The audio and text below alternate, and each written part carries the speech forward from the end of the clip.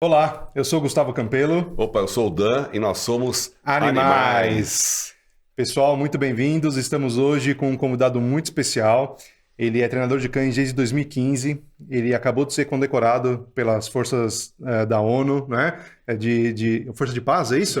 Força Internacional de Paz da ONU, pelo belo trabalho que ele faz nas redes sociais. Ele tem 1.700.000 seguidores e é dono de uma escola chamada Cão Verso, que tem 2.000 assinantes e que ensina as pessoas a serem bons donos de cães do início, no meio e no fim da vida do animal. Então, muito bem-vindo, Guilherme Repúlio.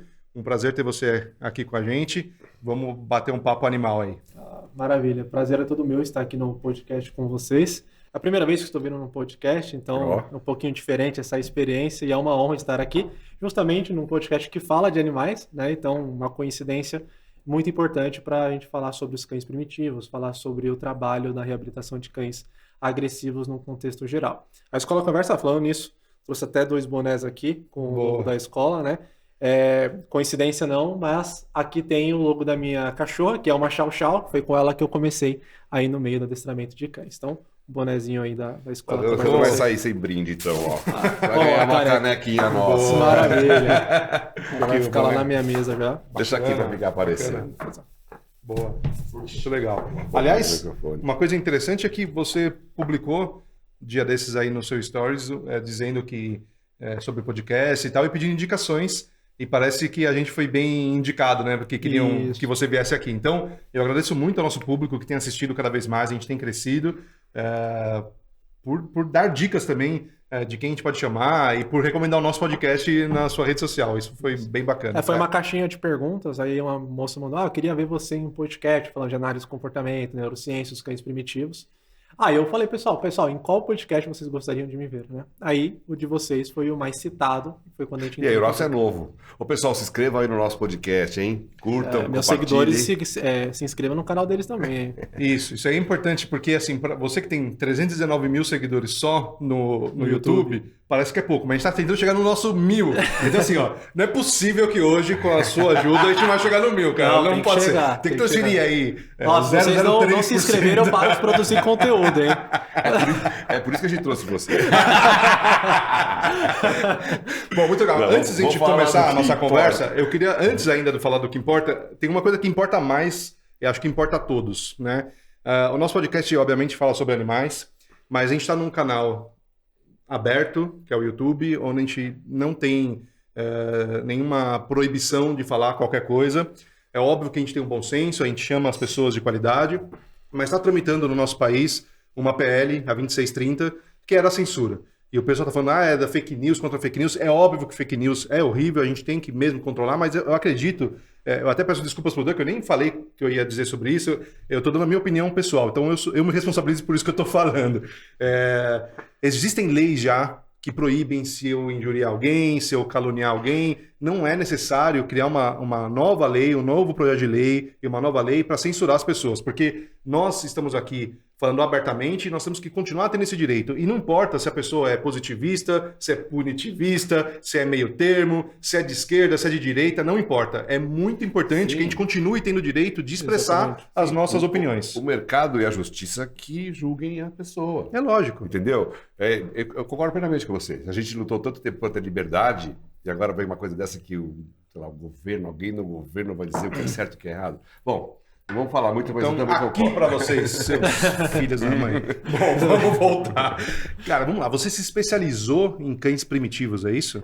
Na verdade não é uma especialização, porque não tem um estudo voltado para isso. É até difícil de você encontrar na literatura coisas sobre os cães primitivos. Então o que eu fiz foi uma junção de livros e citações em artigos para ter um melhor protocolo para intervir com esses cães. Então, é um caráter meu, é um estudo meu, mas eu não me digo especialista. Eu digo que eu sou mais apaixonado pelos cães primitivos. Um estudioso. E qual é a tua formação antes de ser adestrador? Ciências biológicas. Eu ainda não concluí, mas eu estou no final da graduação.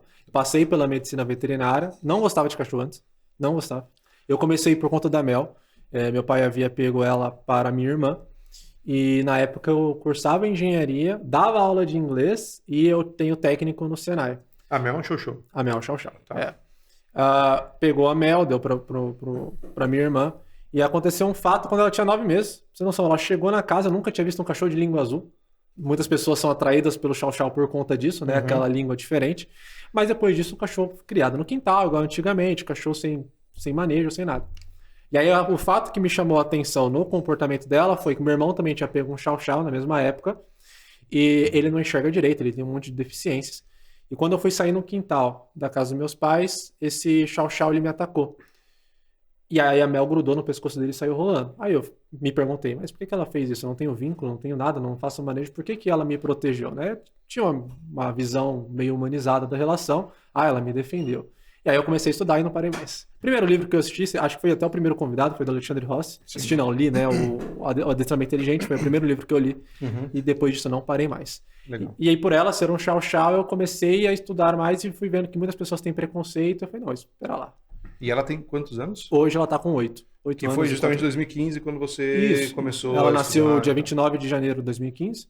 Aí meu pai pegou ela com 60 dias. E, enfim, foi quando eu comecei a estudar. Final do ano, eu já estava estudando bastante. Eu comecei... Você quer fazer tudo ao mesmo tempo? Né? Eu pegava cachorro de amigo atrás dele, deixa eu adestrar de graça, né? Sem cobrar nada. Filhote, pitbull. Eu comecei a treinar e não parei mais. Assim também. Muito legal.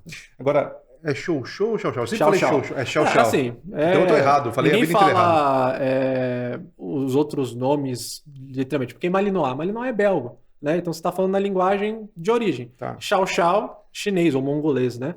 Então, chow chow, show show, tanto faz. Mas o correto a ser pronunciado é chow chow. É chow chow, tá bom. Então vamos começar a falar chow chow. Sempre usei errado. Beleza. Bom, e aí você pega muitos cães agressivos para trabalhar, né? E o que causa essa agressividade nos cães, na sua opinião? Majoritariamente hoje são cães agressivos, não pego muito filhote. Quando eu pego é para consultoria. Porque, como eu tenho a escola, quando é um problema, mordida de filhotes. Educação sanitária. Eu falo, você vai gastar menos assinando a minha escola.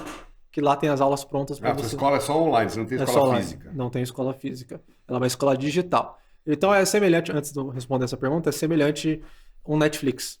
A pessoa ela assina por um valor de R$ 69,90. Se ela pagar no recorrente, tem o plano anual também que sai R$ 53,33 por mês. E ela assina, ela assiste as aulas que ela quiser. Quando ela quiser cancelar, ela cancela. Não tem fidelidade, não tem nada. Tá? Então, ela paga 50 pau por mês, R$54 por mês. E aprende a educar. Lá tem aula de vários assuntos. Tem aula até com um veterinário falando de alimentação natural. Aprende a educar ou aprende a adestrar? Como é que é? Ele aprende a educar o próprio cão. Ele não é capacitado a se tornar adestrador. Sim, mas ele vai ter dicas de adestrar o cachorro dele. Isso. Ele pode começar o trabalho dele através dali, né? Pode. Tanto que pode ser pontapé inicial. Eu tenho curso de formação para adestradores também. E muitos alunos que chegam na formação passaram pela escola antes. Porque eles começaram a gostar. Recentemente tem até o caso de um aluno, o Henrique Pesqueira, o nome dele. Ele não gostava de cachorro, enfim. A mulher pegou um border collie porque ela trabalhava numa creche, levou para casa para cuidar, ele se apaixonou, começou a estudar. Ele entrou na escola Converso e está na minha aula de formação agora de adestradores. E quanto tempo dura cada aula? Na escola tem uma variação, mas em média 15 minutos. De boa. O cara pode ver. Claro, quando é uma aula mais complexa, que eu vou falar de necessidades essenciais da espécie, 30 minutos. Mas o treinamento... Não é coisa que o cara... Não, porque isso aí é palatável. Sim, o cara consegue ver rapidinho, né? Sim, exatamente. Não vai perder 2 horas por dia. E tem vídeo da parte prática ali, você mexendo com tem os dois. Recentemente eu adotei um cão, o Zoreba. Eu moro em roça, zona rural, e ele foi abandonado, cachorrinho vira-lata, e eu gravei todo o processo dele. Faz 6 meses que eu estou com esse cão. É aquele cachorro de mato, então ele veio todo inseguro, sensível, ele pisa na poça de água, ele sai gritando. E eu gravei todo esse processo de adaptação e tá dentro da escola. Tanto com a Mel, quanto com eles. Quantos vídeos você tem lá? Olha, cara, acho que aulas, já tem... né? Quantos videoaulas? 90 aulas. Já tem bastante coisa. É que tem aula que eu regravo. Como eu tô sempre estudando, eu falei groselha nessa aula aqui, sobre algum termo científico, eu vou lá e regravo a aula por conta disso. Mas a reestruturação da escola já aconteceu umas 4 vezes. E agora a gente está reestruturando de novo. Mas tá certo, né? Você vai aprendendo, vai... Isso aqui foi uma ideia recente. E isso aqui é para a comunidade dos alunos, entendeu? Tem a camiseta também, a gente refez a logo. Então é uma comunidade mesmo. Já passaram mais de 4.000 assinantes. Atualmente tem 2.000 assinando, entendeu? Na escola. Então é algo que o pessoal dá muito valor, porque... Às vezes a pessoa não tem condições de pagar um adestrador. Porque, quer queira que não, é um custo. Você pega um cachorro agressivo. Eu já adestrei um Shiba agressivo que levou 77 aulas devido à agressividade dele. 1 ano e 3 meses aproximadamente. Porque eu ia na casa do tutor. Obviamente demora um pouquinho mais. Imagine a pessoa que não tem condições. Como que ela vai fazer para educar o cão? Ela vai ter que doar o cachorro dela e ela não quer isso. A escola, ela assinando, ela consegue. Todos os casos, não dá para dizer. Precisa de um profissional para alguns casos de agressividade, obviamente acompanhando. Mas os principais casos a pessoa consegue resolver sim, se ela se dedicar. Quando o cara adquire um cachorro, principalmente, se ele já tiver, né? Filhote, então. Vai não dar problema, né? Exatamente. Ontem eu fiz uma consultoria, antes de ontem, fiz uma consultoria com uma moça que ela pegou 2 Rottweilers, um macho e uma fêmea. E ela começou com a escola. Ela falou, não, Guilherme, eu tô te chamando agora para fazer a consultoria, que eles estão com 10 meses e parece que eles emburreceram. O cachorro foi mudando o comportamento devido à fase. Só que eu conversando com ela, eu falei, não, o manejo que você está fazendo tá certo. É claro que tem alguns ajustes, ela não estava conseguindo passear porque o cachorro estava arrastando ela. Tem que fazer alguns ajustes, mas o manejo de restrição de ambiente, não deixar o cachorro acesso à casa inteira. Eu falei, Guilherme, eu aprendi tudo isso na escola. A alimentação não deixava disponível, oferecia sempre em treino. Eu falei, você tem que manter esse manejo até o cachorro ficar adulto. Porque aí ele ficou adulto, ele consolida aquele comportamento, você não tem problema nenhum. Cachorro de 10 meses, né? Ele tem essas oscilações comportamentais. E ela me chamou fazendo tudo certo porque ela passou pela escola. Então é muito interessante esse tipo de conteúdo para vários gente. Eu vejo muitos adestradores, eu vi que vocês trouxeram a Jenny aqui, a Jenny Marques também, eu converso com ela. Ela lançou uma também, a Arsenal Latidaria. E é o mesmo esquema. Aí foi e ótimo. O episódio dela foi... Eu adoro o conteúdo dela. O conteúdo dela é top. O Léo Gata... Ela fala uma linguagem muito simples de você entender, né? O Leonardo Agata, que veio aqui também, ele tem a Tudo de Cão. Conheço ele presencialmente também. Então, a gente tem público para todo mundo, né? Sim. E são vertentes que ajudam as pessoas. E nós somos aqui democráticos. A gente entende que esse universo de adestramento ele multifacetas, né? Tem muitas facetas, muitas realidades. Não é todo mundo que vive aqui no bairro de Moema. Sim. Tem várias regiões, várias culturas, vários entendimentos. Então a gente tem que dar espaço para todo mundo. Com certeza, com certeza. E aí entra no que você falou sobre a PL, né?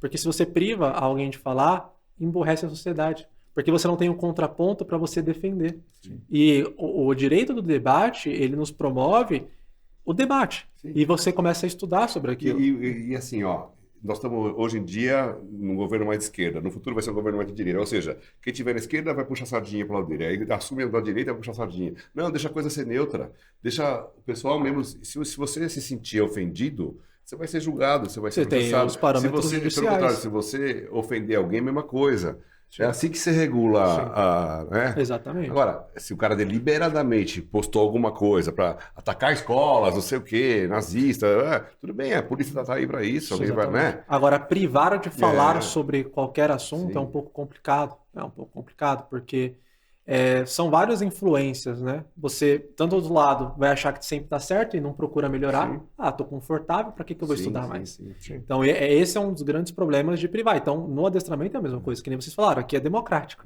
Todo mundo pode falar. E a gente pode mudar de ideia.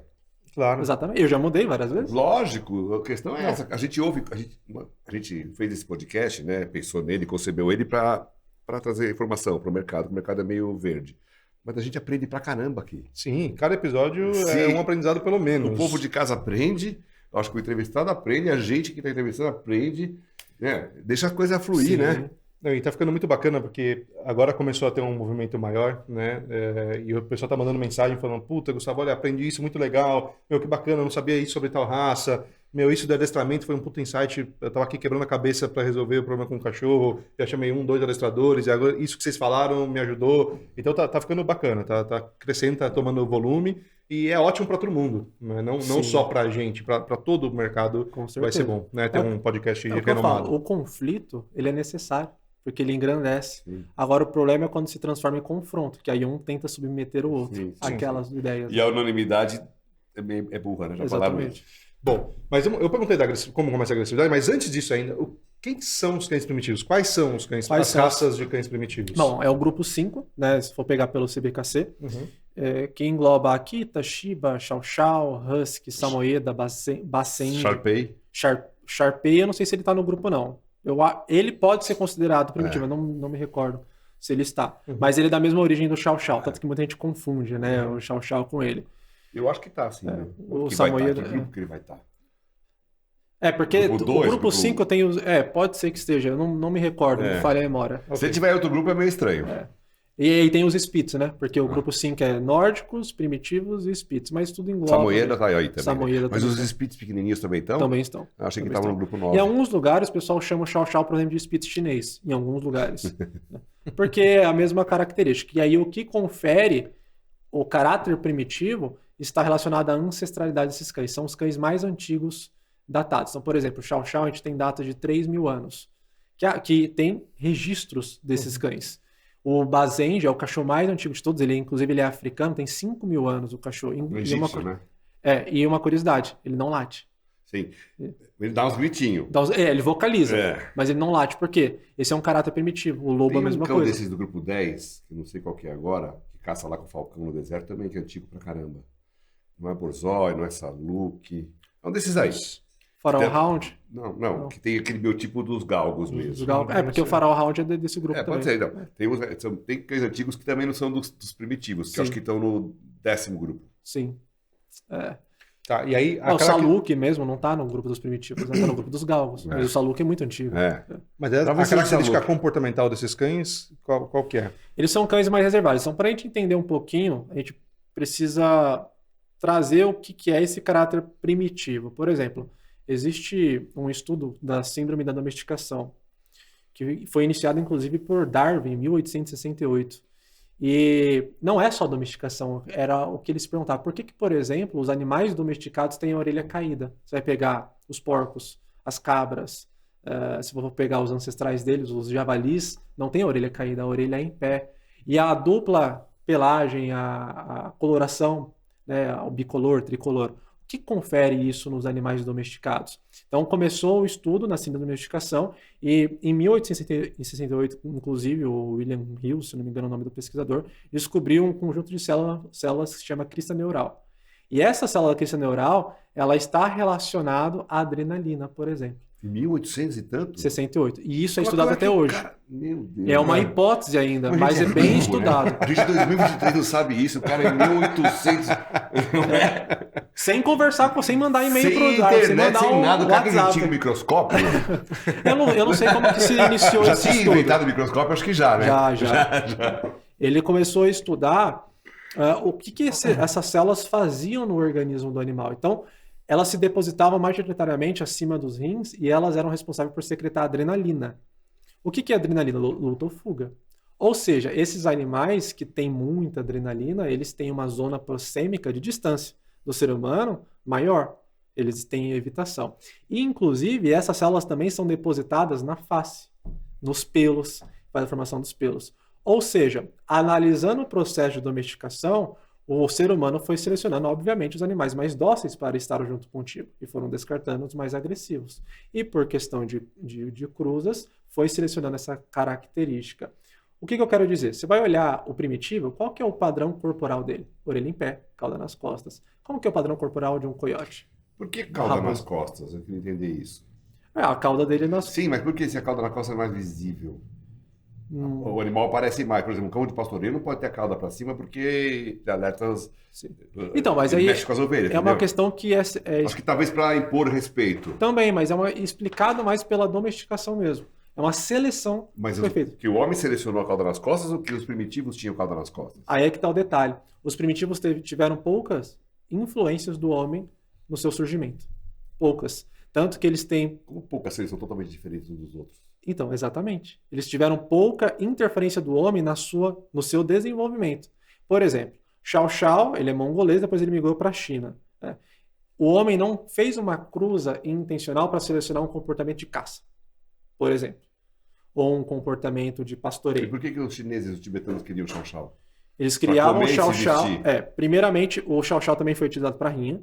É uma das origens. Por isso que muitos Chow Chows têm problemas com outros cães. Aí já tem uma função. Tem uma função. Segundo, guarda imperial. Ele foi utilizado para guarda imperial naquela época. E o terceiro, que foi até recente, falaram que foi proibido agora na China, né? Mas abate. Foi criado para abate. Então, é o que eu falo. O Chow Chow não tem uma história boa com nada relacionada ao ser humano. Com nada. Porque um foi rinha, né? Por mais que o homem manuseava, o outro foi guarda imperial. Então, ele é selecionado para estranhar pessoas fora do seu convívio, e o terceiro para abate. Para comer. Mas, então quer dizer que o Chow Chow não é um cão ideal para ser pet. Não é o cão ideal para ser pet. Não recomendo. Assim, eu amo. Eu curto a raça demais. E eu tenho um vínculo com a minha cachorra que eu vejo muitas pessoas que têm Golden e não tem. Que tem Pastor Malinois e não tem. Sim, mas se eu chegar lá, vou ter um problema com a sua cachorra. E quem tem Golden não tem problema com as visitas. Depende. Aí que são várias observações. Porque, por exemplo, entra nesse detalhe. É só criação? Então vamos falar, é só dar amor e criar bem. É só criação. Não, não é. Se você criar um Akita igual você cria um Golden, não vai dar certo. Porque o Akita também foi um cão de combate. Um cão utilizado por samurais. E para caçar urso também, né? Exatamente. Agora, se você tem entendimento da genética do animal, da filogenética, entendendo que ele é um cão primitivo, ele é mais sensível naturalmente à aproximação de estranhos, ele vai entrar em um sistema de defesa mais facilmente, você organiza esse ambiente para treinar esse cachorro melhor. Então aí que está o entendimento da genética para o adestramento. Porque aí eu consigo organizar o ambiente desse cão para um bom treinamento. Mas dá um exemplo para o leigo. O que é organizar o ambiente? Qual ser a diferença de você organizar o ambiente para um Golden e para um Akita? Por exemplo, eu sei que o Golden ele foi muito utilizado para recolher caças, retriever. E hoje ele é utilizado para apoio emocional, cachorro, cão guia. Tá? Agility. Então é um cão que é mais fácil de lidar com o ser humano. Então eu não vou precisar tomar tanto cuidado na minha aproximação, na minha postura corporal em lidar com esse cachorro. Por exemplo, é mais fácil utilizar casos que eu adestrei. Peguei um Chow Chow para adestrar. Chow Chow tinha passado por outros adestradores, talvez porque não entendia a raça, não porque eles não tinham competência, mas não entendia da raça. E o primeiro chegou lá já querendo colocar guia unificada e submeter o animal. Pera lá. O cachorro nem te conhece. Você vai querer chegar num cachorro que nem te conhece, que tem uma origem de guarda, e submeter ele? Basicamente o primitivo vamos ver quem é mais forte. Vamos ver quem pode mais. Quando você entra nessa zona dele. Agora, eu cheguei lá, eu ignorei o cão. Eu fui conversar com a tutora. Sim. Então eu respeitei aquele. Não, deixa o cachorro lá. Deixar ele se acostumar. E aí, de longe, deveria ser a postura de qualquer adestrador no primeiro contato. Exatamente. Deixa mas o cachorro ali. Sim, mas é super importante falar isso, porque os adestradores mais modernos, se é que eu posso falar assim, eles têm uma certa. Não vou nem falar positivista, mais modernos mesmo, o pessoal mais jovem, né? Eles têm uma certa resistência a estudar um pouquinho de sinofilia, estudar um pouquinho de raças, porque ele fala assim, não, isso não importa, o que importa é que o comportamento é assim, e eu vou elogiar, e é isso que vai dar certo, é só o positivo e não sei o quê. Não estou falando mal, não, eu só estou falando uma característica mesmo. Eles têm uma resistência, e quando a gente começa a falar, mas essa raça tem isso, não, isso é bobagem. Genética não é tão importante. Não, isso não é tão importante. Eu até comentei, porque me mandaram na caixinha de perguntas algo relacionado. Genética não importa tanto. Eu falei, tá bom, então, eu vou treinar a Mel para fazer pastoreio. Será que eu vou conseguir? Então, Chow Chow. É o debate que a gente tem com as pessoas, por exemplo, que defendem acabar a criação, né? Tá bom, aí você vai pegar um vira-lata na rua, você precisa de um cachorro de faro, um cachorro de pastoreio, um cachorro de guarda. Como é que você vai ter que resselecionar tudo de novo? Exatamente, não é? Exatamente. O cachorro para E o ser humano não criou nenhum comportamento, ele selecionou. As pessoas não compreendem isso, né? Então, obviamente... Quer jogar tudo fora porque tem comerciantes de cães? Tem, porque infelizmente tem gente que compra. Sim, né? Exatamente. Cara, por exemplo, qual que é uma finalidade boa para o Chow Chow no convívio pet? Se a pessoa for capacitada, obviamente, é um cão que dificilmente late. E é um cão que tem difícil dele formar um hiperapego ao dono. É um cachorro que é bom de ficar sozinho. Por exemplo, o cara, ele é mais parado, ele trabalha fora, sim, não tem tanto tempo para ficar dispondo para o cachorro, é um cachorro bom para ficar sozinho. Mas ele precisa de muita atividade física ou não? Moderada. Não é um cachorro que aguenta tanta atividade. É mais ou menos como eu imaginava. Eu falei, é um bom cachorro para idosos, para pessoas que não recebem muita gente em casa. Voltando a dizer, que seja capacitado. Sim. Não esqueçam de estudar. Não, então, o que é ser capacitado? Bom, vamos lá. Aí volta na primeira pergunta que você me fez aqui. O que leva os cães a ficarem agressivos no meu atendimento, tá, pessoal? O que eu observo? Mimar os cães. Humanizar ou mimar? Os dois. É a mesma coisa. A mesma coisa. O que é mimar? Por exemplo, outro Chow Chow que veio para eu adestrar veio de Brasília. A pessoa trouxe para cá, ficou hospedado aqui, se não me engano foram 15 dias a gente treinando o cachorro todo dia. O problema do cachorro é que ele não aceitava ser contrariado. Se você falava não pro cachorro, e falar não é não. É você não dar o que o cachorro quer. Ele agredia. Por que ele agredia? Por exemplo, você segurava um petisco, você segurava o cachorro... Não, você segurava um tempo, 30 segundos, o cachorro atacava. Tá. Por quê?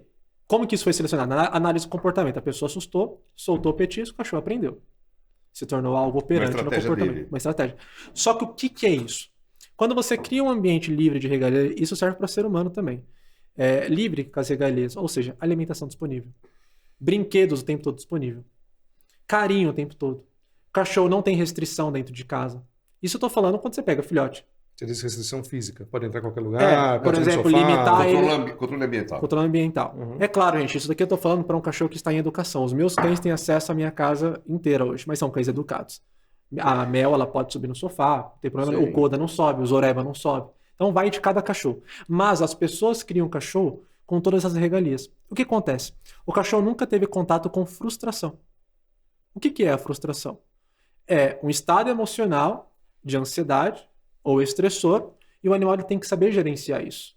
Só que se ele tem tudo que ele quer, tudo é reforçador para ele. E se ele nunca teve contato com o não, quando ele tem, ele reage agressivamente. E normalmente, um primitivo vai reagir com agressividade. Alguns cães podem ter compulsão, começar a se morder, que é alguma coisa. Tem cachorro que marca território. Vocês já presenciaram? Você não dá atenção pro cachorro, o cachorro vai lá e marca território numa árvore. Porque ele ficou em um estado de ansiedade. Então, os cães mais agressivos que eu pego hoje é porque eles não sabem lidar com esse não. E o não vem só da gente. Quando que entra num contexto social? Por isso que a gente fala de treinar o cachorro não para o nosso mundo, mas para o mundo mesmo. Quando eu vou passear com o cachorro, os outros cães vão querer interagir com o meu cão? Aí meu cachorro tá lá puxando a guia porque ele é um cachorro hiperexcitado, ele não tem controle da guia, nunca foi ensinado isso. Ele quer muito interagir com outro cachorro, não consegue, guia limita, tensiona, ele agride. Às vezes ele até redireciona e morde a perna do dono. Isso que eu ia falar. Eu quero ir me dar. Às vezes é pro próprio... Ele redireciona. Dono. Mas por quê? Porque não foi colocado um limite. Nem tudo que você quer lhe convém. Basicamente, que é o que a gente faz com o ser humano, né? Não é tudo que você quer lhe convém. Então tem que colocar um limite nessa interação. E aí vai escalando.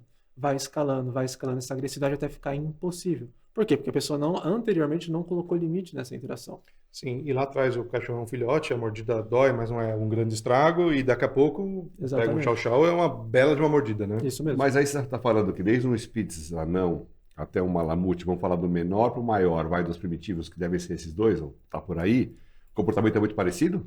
Porque eu não vejo os Spitz pequenininhos tendo esse tipo de... que minha sogra tem um Spitz. E eu tenho um Papillon, é muito parecido o comportamento dos dois, entendeu? Certo. Tô dando exemplo, eu não tenho uma vivência tão grande com os Spitz. E ao mesmo tempo, eu tenho um amigo que tem Malamute, que ele usava para usar de trenó lá no Chile, também não via agressividade. Sim. Mas esse amigo meu cria os cachorros mais no ambiente rural e tal. Mas é parecido desde o Spitz até o Malamute, ou algumas raças são mais nervosas assim? Então vamos lá. Não quer dizer que a frustração vai gerar agressividade. Porque se a gente pegar um Spitz frustrado, qual que é a tendência dele? Latir.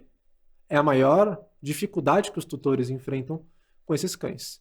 O Malamute, talvez vocalizar, são cães que vocalizam bastante. Qual que é a finalidade de um chow-chow? É utilizar a agressão para alguma finalidade. Então ele tem uma maior propensão, a gente entra em filogênese, ou padrões fixos de ação na etologia, de apresentar aquele comportamento.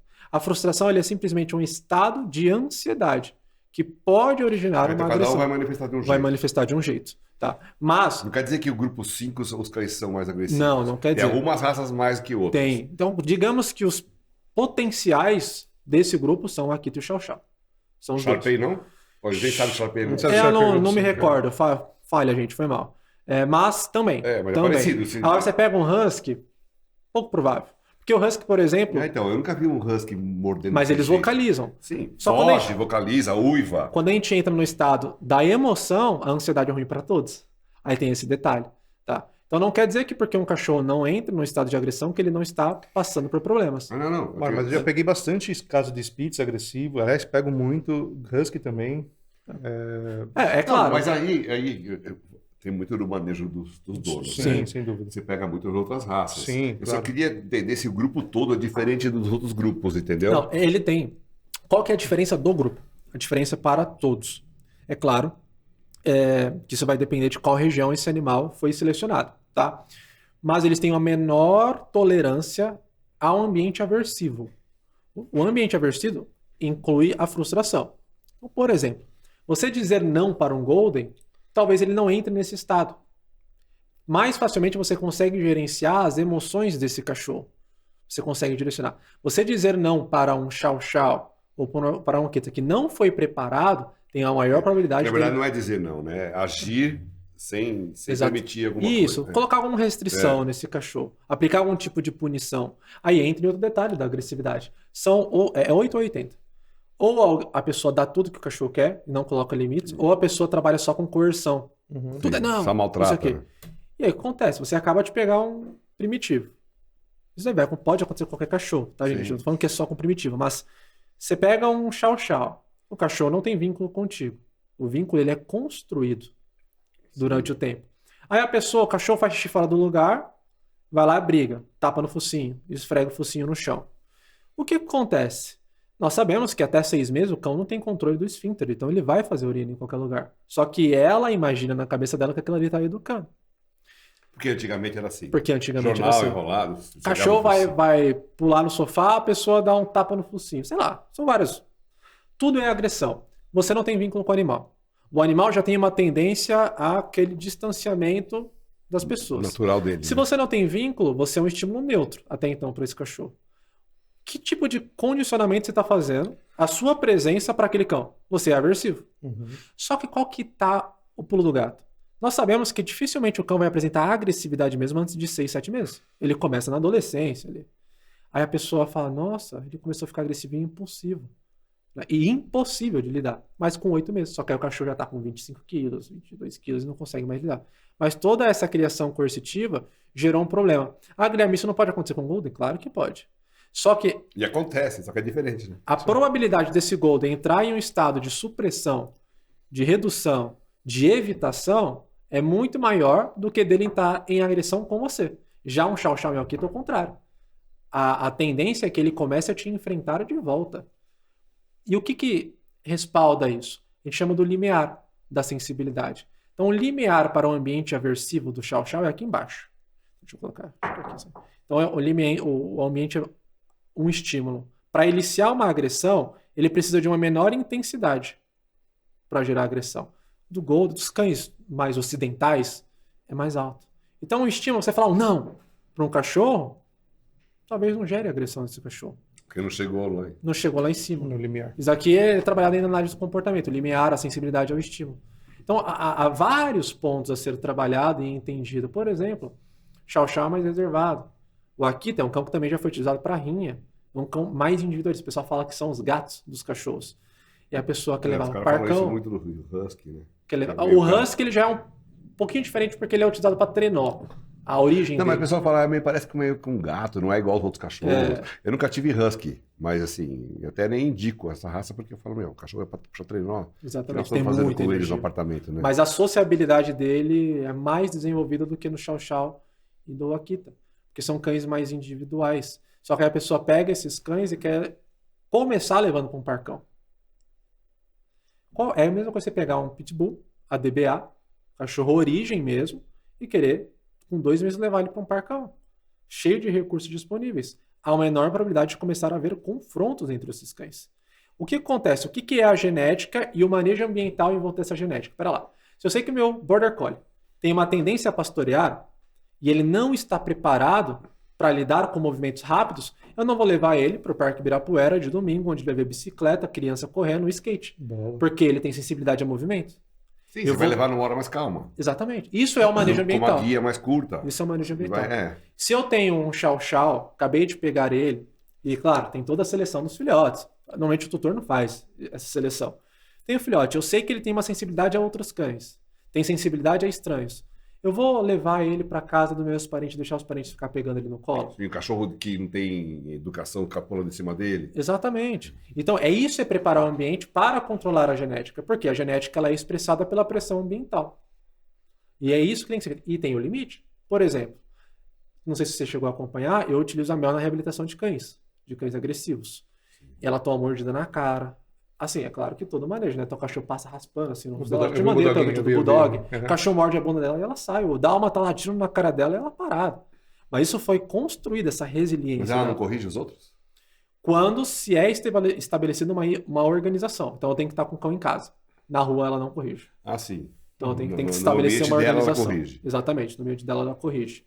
Eu me lembrei de um caso de uma família, pessoal muito, muito gente boa que eu atendi muitos anos atrás. que era um Chow Chow, e já tinha uns 5 anos, já tinha mordido várias pessoas, da família não, mas várias visitas, né? E aí, depois de um tempo, com 5 anos, começou a morder, em algumas situações, rosnar para a pessoa da casa, e começou a ter uns esboços de mordida, e depois finalmente chegou a morder mesmo, né? E era uma família francesa. E, puxa, eu sempre chego e cumprimento meus clientes, abraço, beijo, e muitas vezes viro amigo, vira brother, né? E essa família, eu chegava assim, e eles meio que não queriam, meio que se afastavam um pouquinho assim, sabe? E aí, ok, então, né, dava a mão e tal. E eu conheci eles há muito tempo, já treinava cachorro de outras pessoas da família também, enfim. E nada fazia com que eles entendessem que ele era um cachorro muito tranquilo, só que ele queria ficar reservado. E as agressões começaram quando recebiam visitas, e as visitas, que bonitinho, não sei o que, e invadiu o espaço. Que era? Um Chow Chow, justamente. E aí, eles não entendiam isso, eles não entendiam de jeito nenhum. E aí eu me lembro que fizemos todo o trabalho e foi demorando mais para ter ataques, né? Então foi entre um ataque e outro ia ganhando mais tempo, mas vira e mexe acontecia uma falha. E era sempre nessas situações, de realmente a pessoa não respeitar o espaço. E aí eu usei uma estratégia que foi meio arriscada, mas que deu super certo. Eu cheguei na casa da família, e abracei calorosamente todo mundo. Eu fiz um cumprimento exagerado. Você avisou? Não. Eu simplesmente cheguei, beijei, abracei, todo mundo. Os filhos, as filhas, o casal, enfim. E eles ficaram meio assim, ficaram obviamente incomodados, porque eles já ficavam incomodados. Você quis mostrar pra eles. Eles já ficavam incomodados só de dar um beijo normal, assim. Mas eu, além de dar um beijo normal, eu abracei mesmo. Quanto tempo, que saudade, não sei o quê. Acho que na mãe, na esposa, né, na mulher, eu ainda dei 2 beijinhos, como antigamente se faz, ou no Rio de Janeiro ainda se faz, né, 2 beijinhos. Cara, e o pessoal ficou meio assim. E aí ficou um clima meio estranho, e aí eu comecei a falar, então, pessoal, tudo bom? Quanto tempo? Não sei o quê, né? Vocês estão meio desconfortáveis, né? Aí, não, dando uma disfarçada assim, sabe? E aí eu falei, é exatamente isso que acontece com o cachorro de vocês. E aí eles conseguiram entender, e aí desse dia em diante, a gente não teve mais nenhum problema de ataque. Qual que é a forma do cachorro falar não quero? É que tá. O cachorro não fala, não tem aí. Pode se esquivar um pouco, pode, né? Se não tiver como... Mas se ele não tem ambiente para fugir, que nem você tinha comentado no início, se eu for lá, como que a Chow Chow vai ficar, né? Tem esse detalhe. Você pode... se eu tiver no ambiente, vocês entram. Se não tiver eles... A gente sabe disso, né? Sim. Agora, os leigos não sabem. Não sabe. O Chow Chow, ursinho de língua azul, sei lá, e vai chegar... Nossa! Você tem que preparar o cão. Tem que preparar o cara também. Também. Só que, por exemplo, o que eu comento? O brasileiro compra muito Chow Chow, comprava. Teve uma época... Hoje é a raça mais abandonada. Então, mas teve uma época, não sei se ainda que o Brasil registrava mais Chow Chow que a China. Porque vendiam nas feiras tudo cachorro de língua azul, ursinho, leãozinho. Olha o absurdo da falta de... O pessoal vai pela morfologia. Imagina o tanto de mordida, o tanto de problema que não aconteceu. O leigo achando que está comprando um shih tzu, um cachorro de companhia, que pode botar no colo, abraçar, imagina. Mas é verdade, eu lembro dessa época. Eu era criança, eu via muito Chow Chow nas feiras. A pessoa vai pela neotenia, né? Que é a característica... pelo layout. Pelo layout. E aí... Agora... Eu já peguei um caso, não sei se já tem experiência, se é comum em Chow Chow. Eu peguei poucos Chow Chows na vida, uns 10, 15, não é muito, né, perto dos outros cães. Mas eu peguei um caso de um Chow Chow de 60 dias, nem isso, até um pouco antes disso. Mas ele já era bem agressivo, qualquer tipo de toque, na hora da alimentação. Você chega a pegar muitos casos assim? Sim, com certeza. Mas aí o que acontece? Mas ele nem aprendeu, já nasceu assim, então. Porque o que é agressividade? É uma emoção primária, de defesa, manutenção social. O primitivo tem essa característica. As emoções deles são mais afloradas do que a outra capacidade. Se a gente for falar a parte racional, tal, aí daria para controlar essa parte dos cães. Mas enfim, por que tem uma tendência desses filhotes já virem apresentando maior agressividade? O que é a possessividade, por exemplo? É a manutenção do seu recurso para sua sobrevivência. Então é algo inato do cão. Sim. Aí chega aquele detalhe que eu falei, você pega o cachorro, mas ele não te conhece. Ele não tem vínculo contigo. Você é o quê? Um potencial mesmo um bebê. Porque outras raças, os bebês são todos fofinhos, por conta dessa diferenciação. Né? Porque aí entra na questão da síndrome da domesticação. Não sei se já chegaram a ver as raposas de Belyaev, que foi o estudo para tentar entender como que foi a domesticação. Sim. As raposas prateadas no início, elas totalmente ariscas. E aí o que eles faziam? Essas que eram bem ariscas, eles descartavam. Sim, aí pegaram as mais dóceis e, com o tempo, orelha caída, bicolor, E teve uma até que foi para pesquisadores, esqueci o nome dela, que latiu. E por que esses têm uma menor tendência a reagir agressivamente? Porque foi selecionada essa característica. O primitivo, não. Foi aquilo que eu falei, a domesticação deles... Sim, mas tem raças que a gente vê que foram selecionadas em 100 anos. E acredito que de uns 100, 200 anos para cá, esses cachorros também já não têm essas funções todas aí de guarda imperial, de rinha e tal. E por que não mudou, não melhorou? Ou era pior, muito pior? Porque não houve uma... Quando a gente fala de interferência humana, não foi cruzado com outros cães. Porque foi isso que o homem foi fazendo com... Antigamente eram os cães, chamados cães açougueiros, né? Que originou o Rottweiler hoje. Então foram selecionando esses cães... Através de misturas de raça. Através de mistura. Esses têm poucas interferências de outras raças na sua intervenção. Tem? Claro que tem. É cachorro. Cachorro é doméstico. Porém, por ele ser primitivo, ele tem uma menor interferência quanto a isso. Então, digamos que ele é mais puro. Puro no quesito do quê? Natureza. Ele tem os seus instintos mais aflorados por conta disso. Porque se o homem não selecionou quais características ele queria ir cruzando, não, pera lá, esse cachorro é muito arisco, vamos cruzar com um samoyeda, que é um pouquinho mais tranquilo, para melhorar esse chow-chow, ia selecionando uma característica mais dócil. Sim, é estranho, né? Porque se você olha um husky e um malamute, eles têm mais cara de lobo mesmo, né? Tem. O chow-chow não tem nada de cara de lobo. Não tem. Alguma coisa ele tiver que mexer aí. E o curioso, é o segundo cachorro mais próximo do lobo que tem, a nível genético. Então. O chow-chow. E não tem, só se o lobo na Mongólia... Tem um lobo na Mongólia que tem essa cara de meio de molosso, assim? Tem. Tem? Tem. Então é isso, porque é algum outro tipo de lobo. A característica da dupla pelagem é porque majoritariamente eles estão em áreas nórdicas, né? Áreas frias, áreas... É um outro tipo de lobo que a gente não está acostumado a ver. Exatamente, exatamente. É porque quando entra na parada da domesticação, foi um pequeno grupo de lobos que já não existem mais na natureza que originaram os cães propriamente dito. Só que esses pequenos grupos, né? Porque foi em vários lugares do mundo, né? Isso, exatamente. Ocorreu em vários lugares. Começou lá, passou pelo Estreito de Bering, né, tal, mas foram em vários pontos que aconteceu essa domesticação. E aí não dá para saber exatamente qual que foi o que originou ele, mas a região e a influência... Eu nunca vi um lobo parecido com o chow-chow. Não tem. E com o lobo parecido com o malamute, você vê. Sim, tem. Com o husky. Até com o pastor, se não pegar alguns pastores alemães. Com vários cachorros, com o Border Collie. Sim. Né? Tem Border Collie que você olha, nossa, tem a cara de lobo, tem aquele olhar. Exatamente. Então, tem cruzas anteriores, mas essas cruzas podem não ter acontecido pela intenção do ser humano. Foi uma cruza normal que ocorreu na natureza para trazer esses animais. Tem muitos cães domésticos com orelha de pé. Tem. Fora esses primitivos. Tem. Quer dizer que esses cachorros são mais primitivos que os outros domésticos? Não dá para dizer. Pode ser uma seleção do próprio homem, que ele selecionou essa característica na cruza. Mas os primitivos a gente pode dizer que a orelha em pé, a cauda, a dupla camada de pelagem. É claro que se você for pegar o Shiba, ele é bicolor. O Akita também, ele é bicolor. O Chow-Chow não. Ele tem a cor dominante. Creme, vermelho. Os lobos têm uma cor só? Não. Ele tem um padrão de cor. Ele pode ter clareamento na cor, mas ele normalmente tem um padrão de cor só. E aí que é curioso, a gente tem alguns estudos, se eu não me engano, um estudo de 2016, que os lobos de hoje, eles têm misturas de cães. Eles têm misturas de cães. E os cães, isso por dados genômicos. E os cães têm pouca mistura de lobos. Como que aconteceu isso? Naturalmente. Só para pegar, a gente tem os dingos, que antigamente eles já foram cachorros, só que eles regressaram à natureza. Regrediram, teoricamente, né? Não, cruza que de alguma maneira aconteceu, porque eles têm compatibilidade genética. Hoje a gente tem o lobo tchecoslovaco, né, que é o cão-lobo. Então é uma coisa que vai acontecendo que não tem uma explicação. É uma coisa de mão dupla, né? Exatamente. A gente não tem uma rastreabilidade. Aconteceu dessa maneira. Até a teoria da domesticação assim, é uma teoria. Não dá para dizer exatamente o que aconteceu dessa maneira. Aconteceu em vários momentos, em vários lugares. E aí eu volto a dizer, essa parte dos primitivos eu estou trazendo por estudos que eu tenho, estudos de estudar, não que eu produzi o estudo. E é a minha visão de como que se deu, porque a gente não tem literatura sobre isso. É estranho, porque tem criadores antigos e clubes. Clube do Samoyeda deve ter quantos anos lá na Noruega, sei lá onde que é. Não tem história disso aí? Tem a história de como se utilizou, depois que o homem começou a domesticar esses animais. Como ele pegou e já começou a colocar para função. Mas como eles originaram, é um pouco difícil. Qual que é, literalmente, como que foi a vida anterior dos animais que geraram esses cães? Não tem como saber.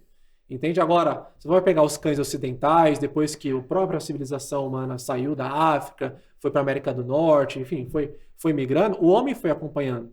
Né? Então tem um estudo também que mostra esse espelhamento desses cães ocidentais. Então, há milhares e milhares de anos o homem acompanha o cão e o cão acompanha o homem. Sim. Já esses cães primitivos, os cães asiáticos, os cães orientais, a gente não tem esses dados. Então a gente fica meio nessa lacuna do pensamento. Mas tem primitivo europeu, né? Tem primitivo... Entra nos nórdicos mesmo. Sim, né? são os nórdicos. São os aqui, nórdicos, né?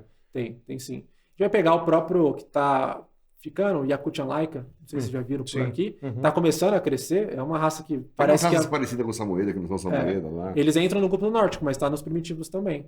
Não tem uma datação muito bem feita de quando que surgiu essa raça, mas também está lá. Então tem os europeus também. O Basenji é africano. Então, é totalmente diferente. Totalmente diferente o padrão. padrão. Porque no calor... Mas por quê? O que seleciona aquele padrão? É o ambiente em que ele foi desenvolvido. Você pode pegar... Ele é um dos poucos cães que tem aquela camada grossa de pelo. O cara é fininha, parece pelo de vira-lata. Você olha... Se é um leigo olha arroz, vira-lata. Na areia, né? Que fica na terra. Exatamente. Você vai pegar o cão de caça do farol, a mesma coisa. Isso mesmo. Então, o padrão de coloração tem a ver com camuflagem. O ambiente que seleciona aquilo ali. Sim, porque o Basenji é bem pintado, né? Ele é bem pintado.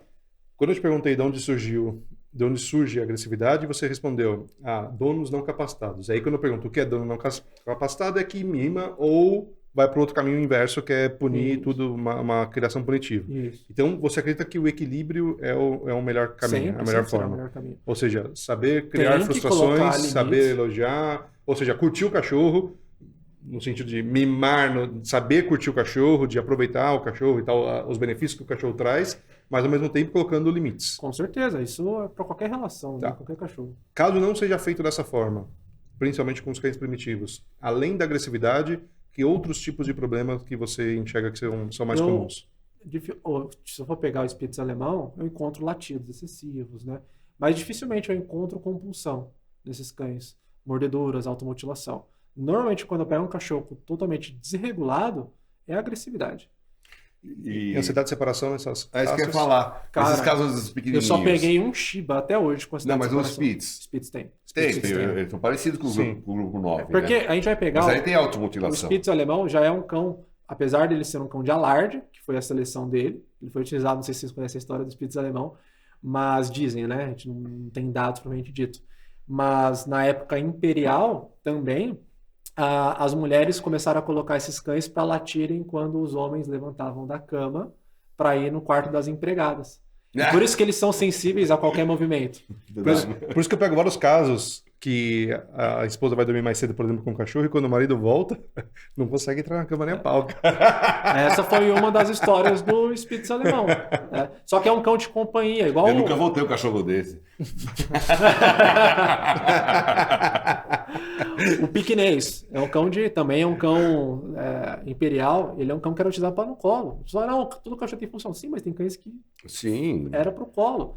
E aí esses cães que são feitos para o colo, eles necessitam o quê? De um hiperapego maior ao dono.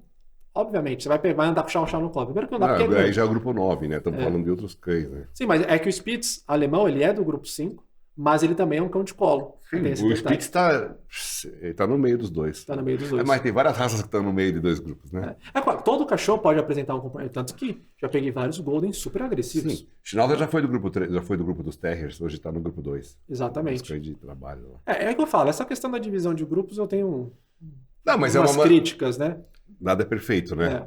Tem que classificar para os caras. Exatamente. Os caras poderem. Mas nada é 8 ou 80, né? Sim. Por exemplo, o Pitbull ele é terrier, mas ele está no grupo das raças não classificadas dentro da CBKC. Não, é ainda, né? Ainda? Mas o American Staffordshire, que é o Pitbull, na verdade, está no grupo 3. Está no grupo 3, né? Se eu não me engano, é no 3. É 3, que eu acho que o 4 é dos Dachshunds. Isso. Então, você vai pegar pelo UKC, o Pitbull está no grupo, se não me engano, 3, que é dos Terriers, se eu não me engano. Tá, então, não, o Pitbull tem que estar nos Terriers mesmo. Exatamente, mas no CBKC não está. Na FCA ainda é uma raça que está em fase de registro. Por isso que falam que a melhor registro é a DBA. Mas todo American Staffordshire, como é que é? Todo American Staffordshire é Pitbull. Entendeu? E nem todo Pitbull. Se eu falar para um criador de Pitbull, ele vai ficar... Não, pela FCA. O American Staffordshire é um Pitbull. Só que tem Pitbulls que não parecem com a América, porque os caras misturaram com o Dogo, com sei lá o que, com outras raças, e ele está um pouco diferente. Então o Pitbull, na verdade, como raça, vai ser diferente do American Staffordshire, por isso que ainda não está junto. Sim. É porque acho que eles vão pela finalidade, cada qual cachorro foi utilizado, né? Não entendo muito. Meu lado também é o não, a primitivo. gente tem que só fazer um episódio Se eu falei alguma subjetivo. groselha aqui, perdoe, gente. Vamos voltar pro chau-chau. Bom, você estava comentando sobre. Você chegou a mencionar alguma coisa de organização social, e aí já me trouxe aquela questão da dominância, da hierarquia. Qual que é a sua visão sobre isso com os cães? Que é um tema polêmico entre os treinadores de cães. Tá. Dominância existe, mas não é da forma que é pregado por aí. Se a gente falar que dominância não existe, cara, os etólogos que já morreram vão se revelar no túmulo, porque é um termo etológico. Lawrence está lá. Exatamente. Tá. Então, falar, não, a ciência, ela derrubou. O criador do termo dominância derrubou, primeiro que não foi ele que cunhou o termo dominância. A dominância começou a ser estudada em 1922 com galinhas, tá, pessoal? Então, o David Mack, houve um equívoco no parâmetro de observação dele, porque ele observou lobos em cativeiro. Bom, acho que essa história todo mundo que é adestrador já conhece, não vou entrar. Foi uma coisa laboratorial, né? Não, mas é legal até falar para os donos. Se você quiser destrinchar um pouquinho, até pode. Então, esse estudo, pessoal, ele começou, vou resumir ele, mas no Parque de Yellowstone, então ele começou a observar lobos em cativeiros que eram todos retirados, um de cada região. Então, eram lobos resgatados, colocados lá para observar. E os lobos começaram a se matar, falando português claro. E aí logo começaram a observar, não, eles estão estabelecendo hierarquia. Olha lá, esse é o lobo alfa, esse é o lobo submisso, tal, para um ambiente coercitivo. Porém, tempos depois, quando esse mesmo pesquisador foi começar a observar lobos em seu ambiente natural, em seu nicho ecológico, viu que eles se evitavam. E o dominante na relação era simplesmente o pai e a mãe. Isso estou falando de lobos, tá? Era o pai e a mãe. O que é isso? Eu te criei, coloco limites dentro de filhote, isso acontece na relação com os cães dentro de casa também. Com os filhos com a gente. Sim. Eu comparo hoje em dia essa questão da dominância, só fazendo um parênteses, com a relação familiar que a gente tem. O pai, por grande fase da sua vida, foi o líder daquela casa, ou a mãe, o provedor. Hoje em dia as mulheres também estão provendo. Então é um dos dois mais velhos. E eu percebo que entre os animais, os cachorros, eles respeitam bem os mais velhos. Sim. Então há uma organização Sim. entre os cães, na nossa ausência. A grande dificuldade é que eles precisam do nosso auxílio para se organizar. Tem um vídeo muito bonito que rola na internet, que é um grupo de lobos enfrentando um grupo de mastifes. O grupo de mastifes totalmente perdido. Eles não sabiam o que fazer. Eles davam as costas para os lobos. Eles não chegaram a se matar, mas defendendo o território. E os lobos, literalmente, cooperando entre eles. Então, quem estava na frente voltava de costas enquanto o outro estava vindo. Tem um vídeo, depois se eu encontrar, eu mando para vocês.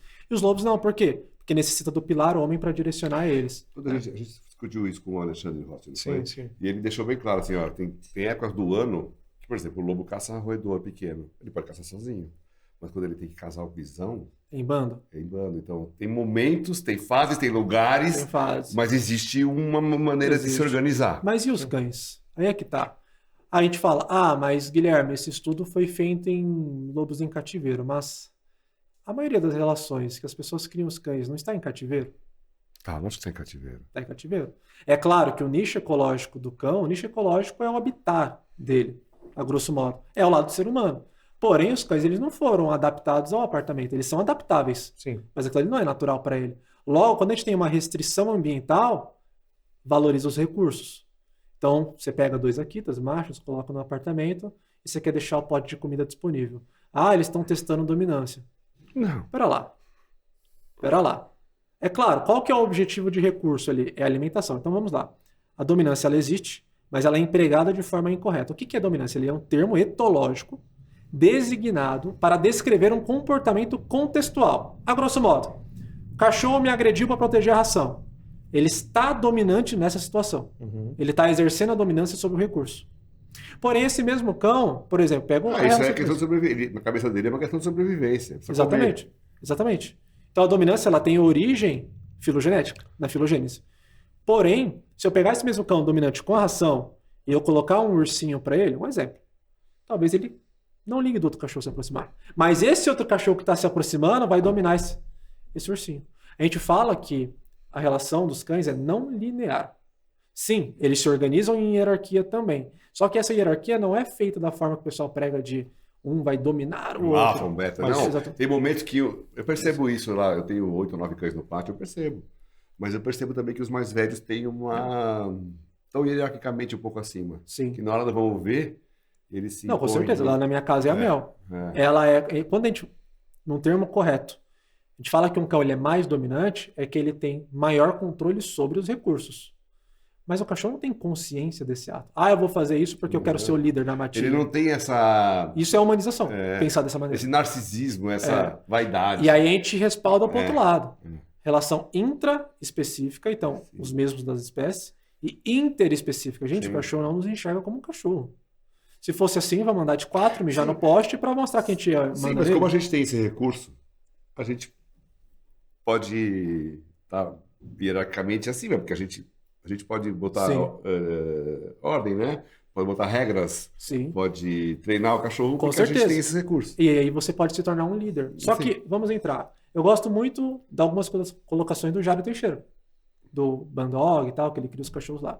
E quando alguns adestradores vão falar de dominância, quem é contra, esse adestrador não sabe de nada. Se você vai entender, o próprio Gustavo Agostini, que tem o livro Cãologia... O próprio César Millan.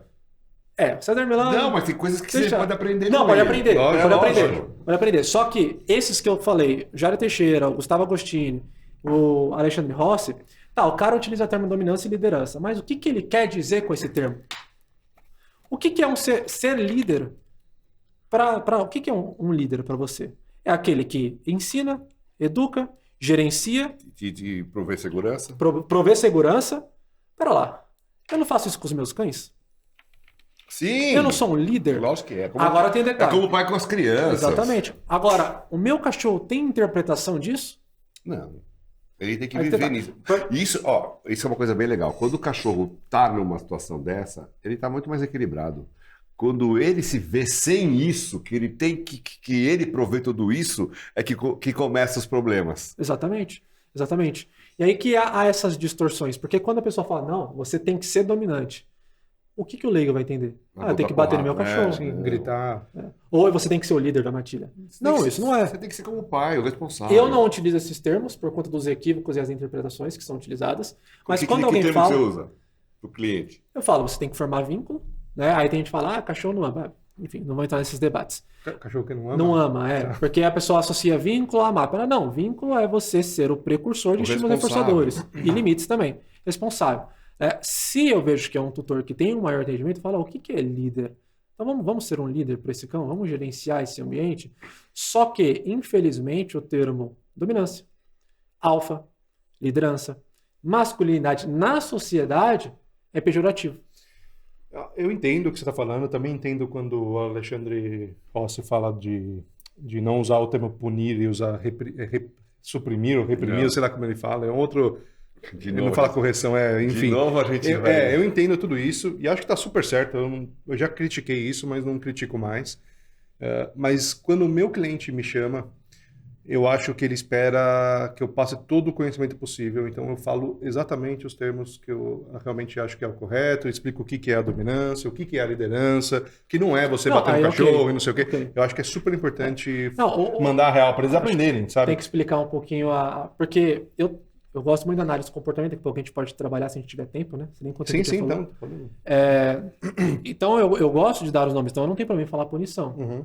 Você não usa punição. Cara, primeiro que análise do comportamento descreve fenômenos, não é você escolher ou não. Enfim. Então quando a gente vai falar de dominância, eu não falo pro tutor você tem que ser dominante, ou você tem que ser o líder e deixo vago. Não, você fala outras palavras. Eu explico o que é ser o líder, e o líder é só a consequência. Entendi. Entende? Mas, deixando bem claro, pessoas, o cachorro não tem essa interpretação. Essas nomenclaturas, ela é para uma facilitação nossa em lidar com o cachorro. Assim como a análise do comportamento fez, para você entender o processo da intervenção. Para ser didático. Né? Mas o cachorro ele não vai estar rosnando para você porque ele quer ser o alfa da matilha. Se você vai fazer uma análise funcional, você vai entender quais que são as contingências que envolvem aquele comportamento. Tanto é que se você pega um cachorro que é dominante com a ração, tem esse comportamento, a ração fica disponível. Primeira orientação, fulano, não pode? Restringe a alimentação, começa a oferecer em treino. Normalmente o cachorro já para, tem cachorro que vai agredir se você pegar a ração na mão. Você já gerenciou. Você acabou com a agressão ali do cachorro, aquela contextual. E se era só aquele problema, acabou o problema. É claro, Guilherme, mas a gente não tem que trabalhar o pó de ração? Tem, mas aí você vai fazer uma dessensibilização, coloca lá, vai jogando ração, enfim. E trabalha com a correção, se necessário. Mas é isso que eu falo. Então eu vou colocar o pó de ração lá, vou rosnar pro meu cachorro enquanto ele tiver, e vou morder ele, vou usar a mão. Eu acho que o nosso grau de racionalidade, né, o nível de consciência e racionalidade dos animais é diferida em graus. Né? Então, o nosso grau de racionalidade nos confere uma estratégia em intervir nos comportamentos sem ter que trabalhar como cão. Porque muitas pessoas mas a mãe fazia assim na natureza. Tá. Então, volto a dizer. Então, vamos andar de 4, mijar na caminha do cachorro para mostrar que eu mando nele. Não faz sentido. Então, eu tenho estratégias para lidar com esse comportamento dominante, não com essa relação dominante, que não é a forma que as pessoas pregam por aí. Não. Se o cachorro, eu já escutei falar, se o cachorro pisa na sua pata, ele está mostrando dominância. Não. Cara, se o cachorro anda na sua frente, ele está sendo líder da matilha. Que você tá errado. Então, se a gente vai pegar, tá, beleza? Então, a gente vai pegar um Border Collie utilizado para finalidade de pastoreio, ele está sendo meu líder porque ele vai andar na frente. Um Husky siberiano utilizado para tração, ele está sendo meu líder porque ele vai andar. E outra, se você vai pegar, tem o filme Togo. Isso é folclórico. Isso aí. O filme Togo. Você vai olhar, ele retrata muito bem como que deu a história dos Huskies, né? O Husky tá seguindo lá na frente, mas ele tá recebendo as ordens sempre do cara lá atrás. Stop, que não sei o que, o cachorro para. O Border Collie, o apito lá, o cara tá... Então, essas distorções que levam a essas discussões deturpadas na ciência. Mas o que eu falo, pessoal, dominância existe, é um termo etológico e não há problema em utilizar, desde que você defina o que você quer dizer com dominância. Mas dominância. Como existe numa família humana, para as pessoas entenderem melhor. Sim. Não pode ser uma bagunça. A criança vai ter acesso a todo o tempo à comida, não vai ter... Você põe o berço, você põe cerquinha, portãozinho. Você tem controle ambiental também numa criança. Você fala, não, quando ela vai tomar garrafa de cloro, você vai deixar... Se a criança vai lá te dar um tapa, você vai dar um pirulito para ela? Não, entendeu? Então, vamos... É ruim quando você vai falar com pessoas que nunca tiveram filhos, é um pouco mais difícil. Sim. Mas com quem já teve filho, eu acho que é um pouco mais fácil entender isso. Sim. Bom, e aí vamos entrar de novo, mais uma vez, nesse tema que a gente já falou em vários podcasts, mas acho super importante, né? Essa questão de usar a punição no sentido do termo correto, punição positiva, punição negativa, ou no termo coloquial, de dar uma bronca, ou... De não dar Exato, de não dar algo para o cachorro, não dar uma recompensa, enfim. O que você acha disso? Como que você pensa e como que você lida com o seu público, lá, seus alunos? Maravilha. Então, vamos lá. Esse detalhe eu evito de falar um pouco o que eu penso, porque a gente tem que falar um pouco das definições da análise do comportamento. Primeiro, a ciência não é contra a punição. Tem esse grande detalhe que é vendido por aí, não. Porque, de novo, a palavra punição remete a... É pejorativo. Tortura, sei lá. É pejorativo. Né? Então, para o pessoal que está em casa, a punição é simplesmente a diminuição da probabilidade desse comportamento acontecer no futuro. Exemplificando, eu estou comendo um hot dog, meu cachorro quer um pedaço do meu pão, da salsicha do meu pão, e aí ele vai lá, chora e late, e eu saio do ambiente e deixo ele sozinho. Acabei de aplicar uma punição negativa. Não dei para ele o cachorro quente. Essa foi a punição. Exatamente. E aí entra em outros detalhes. Não. É verdade. Uma criança está no shopping querendo... Quer aquela bicicleta, você não quer dar. Você não pode dar. Você não pode dar, ou não quer dar, ou ele foi mal na escola, ou ele foi mal educado, você tira ele da loja. Isso é uma punição. Exatamente. E não só isso.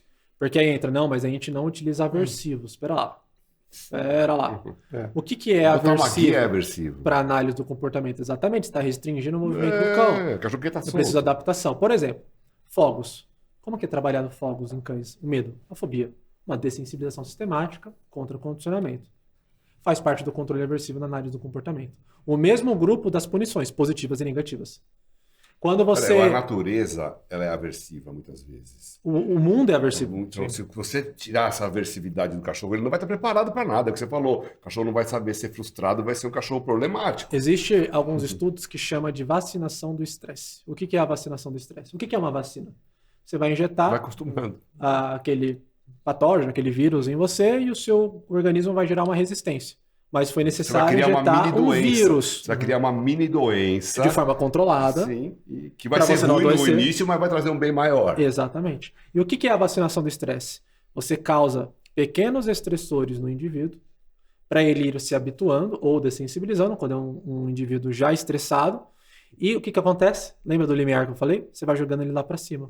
Já estou exposto a isso. Sim. Já conheço. Sim. Então ele gera uma maior tolerância. Mas aí voltando na questão da punição, primeiro a gente tem que entender que a ciência não trata de valores éticos e morais sobre a punição. Ela descreve fenômenos. E o controle aversivo, extinção operante. Por exemplo, uma das orientações. Chegou em casa, cachorro latiu para você, que ele quer atenção, a pessoa fala o quê? Ignora. Lógico.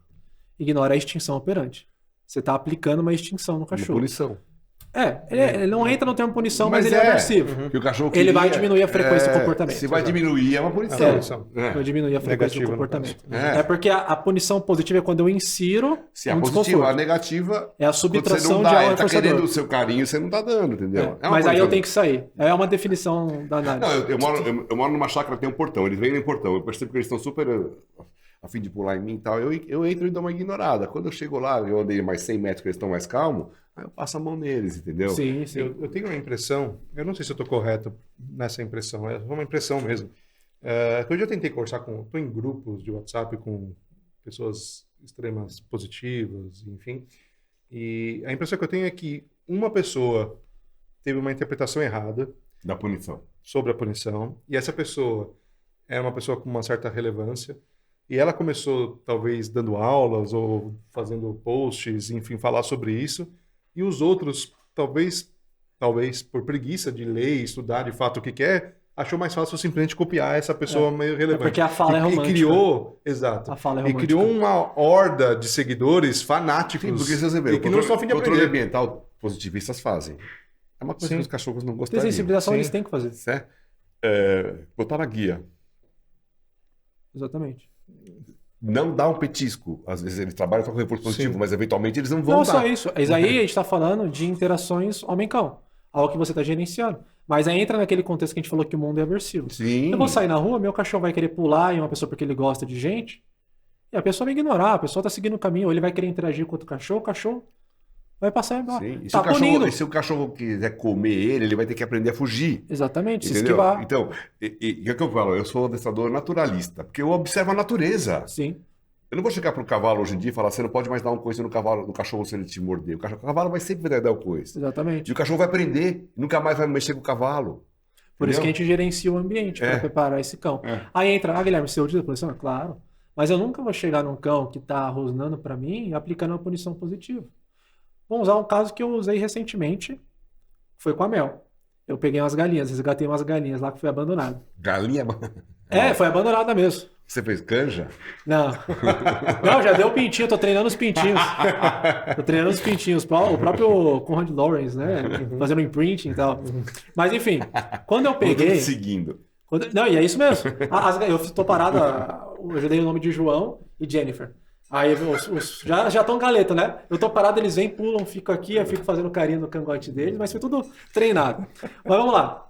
Quando eu peguei essas galinhas, a Mel, ela não estava acostumada. Eu tenho gato, eu já tinha treinado. Ela quase arrancou a cabeça de uma. Por quê? Eu não tinha preparado o galinheiro, eu resgatei literalmente. Tem a história lá no meu Instagram. Ela foi caçar, né? A galinha eu coloquei no ambiente, ela tentou fugir. Na hora que ela colocou a cabeça no canil que eu tenho lá, a Mel pegou a cabeça e puxou. Só não arrancou porque a galinha ainda foi rápida, só que ficou um queloide enorme. Beleza. Aí eu falei, vou ter que treinar essa cachorra. A gente tá mexendo com um comportamento inato, que é a caça. Quando aparece saruê lá, infelizmente, a minha pé, quando entra no terreno, tá, gente? Eu não saio pra caçar com ela. Pra não vir o Ibama depois me lascar aqui. Ele entra no meu terreno, eu não vejo e aparece. Cachorro, predador, acontece. Peguei a galinha. Como que eu trabalho um comportamento natural? É só dar petisco. O que é mais valioso pro cachorro que já tá nutrido? O petisco ou a caça? A caça. Então, eu tive que trabalhar com punição positiva, sim.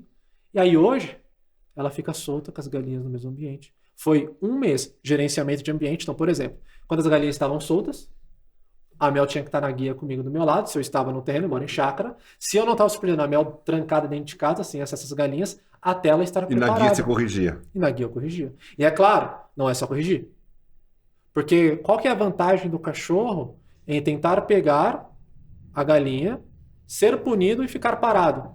Não tem vantagem para ele. Aí acontece o que, na maioria das relações, quando você não tá vendo, o cachorro tá fora da guia, ele faz o quê?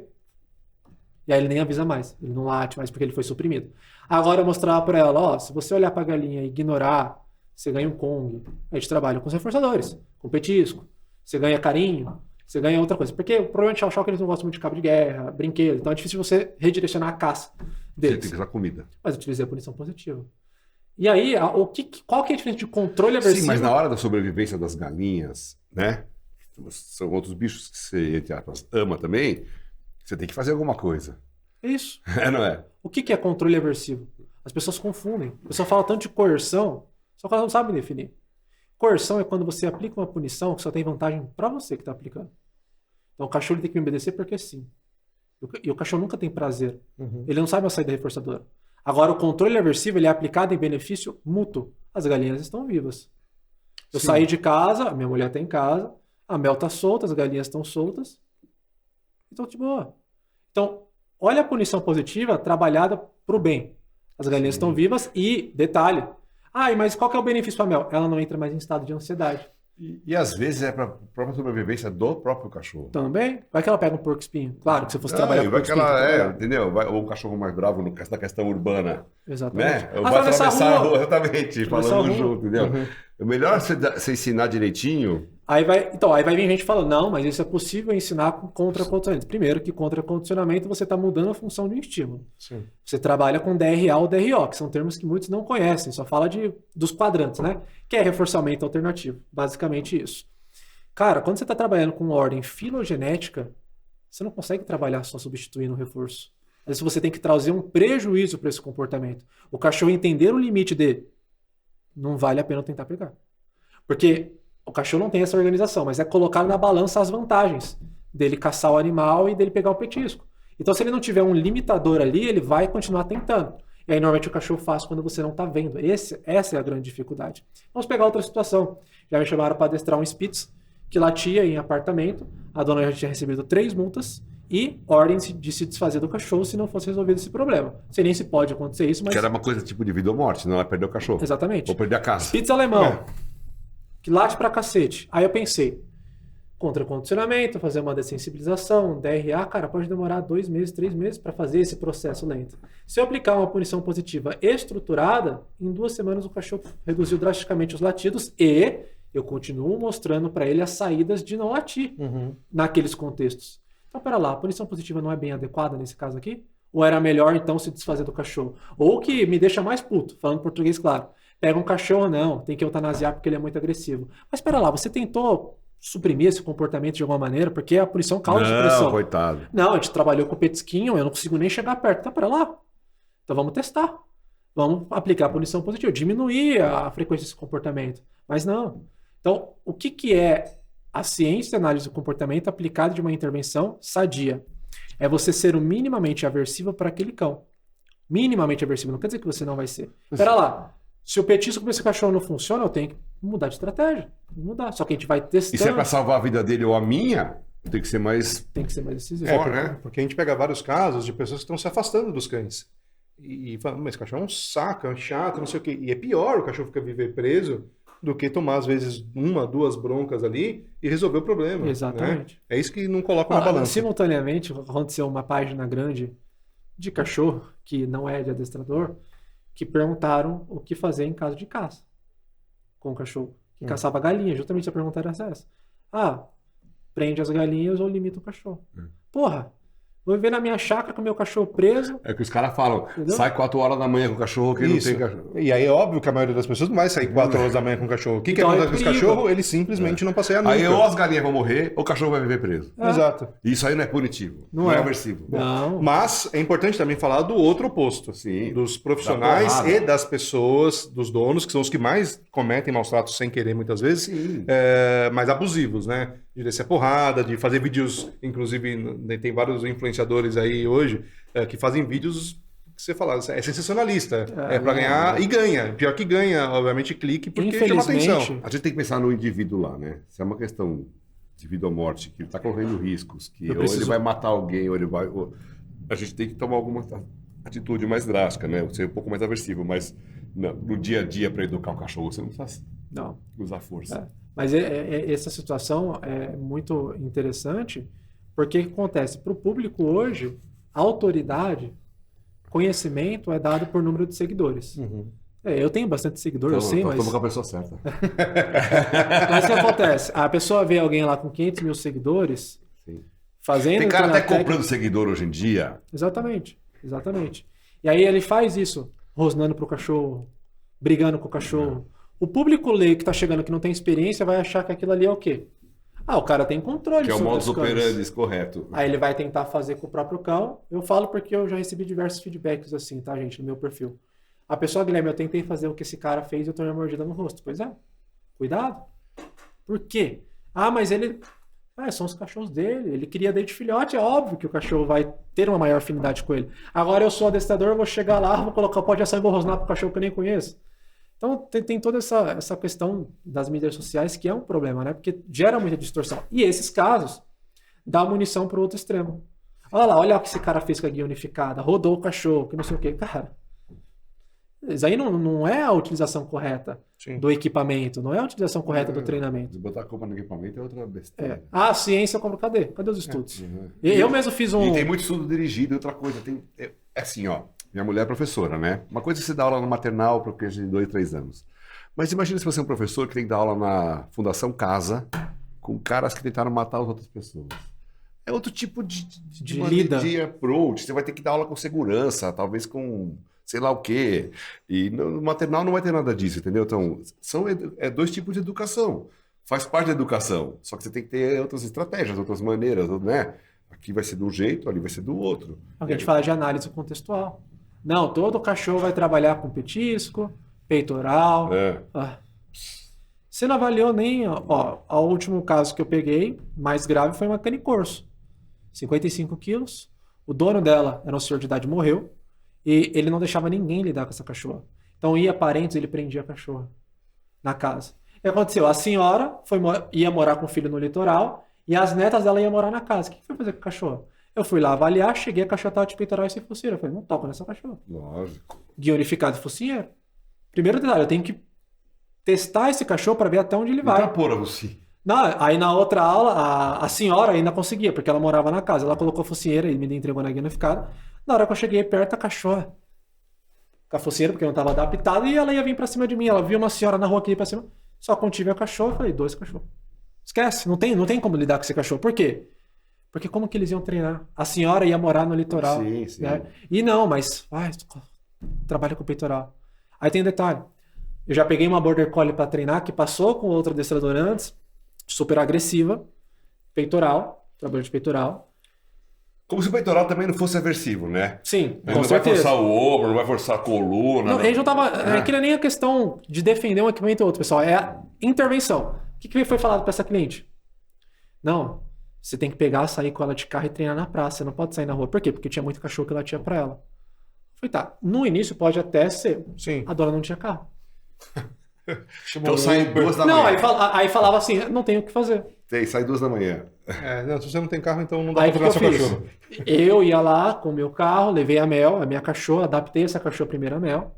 Foi, só que já tinha sido criada a ideia na cabeça dessa minha cliente que não podia contrariar o cachorro, que não podia aplicar punição.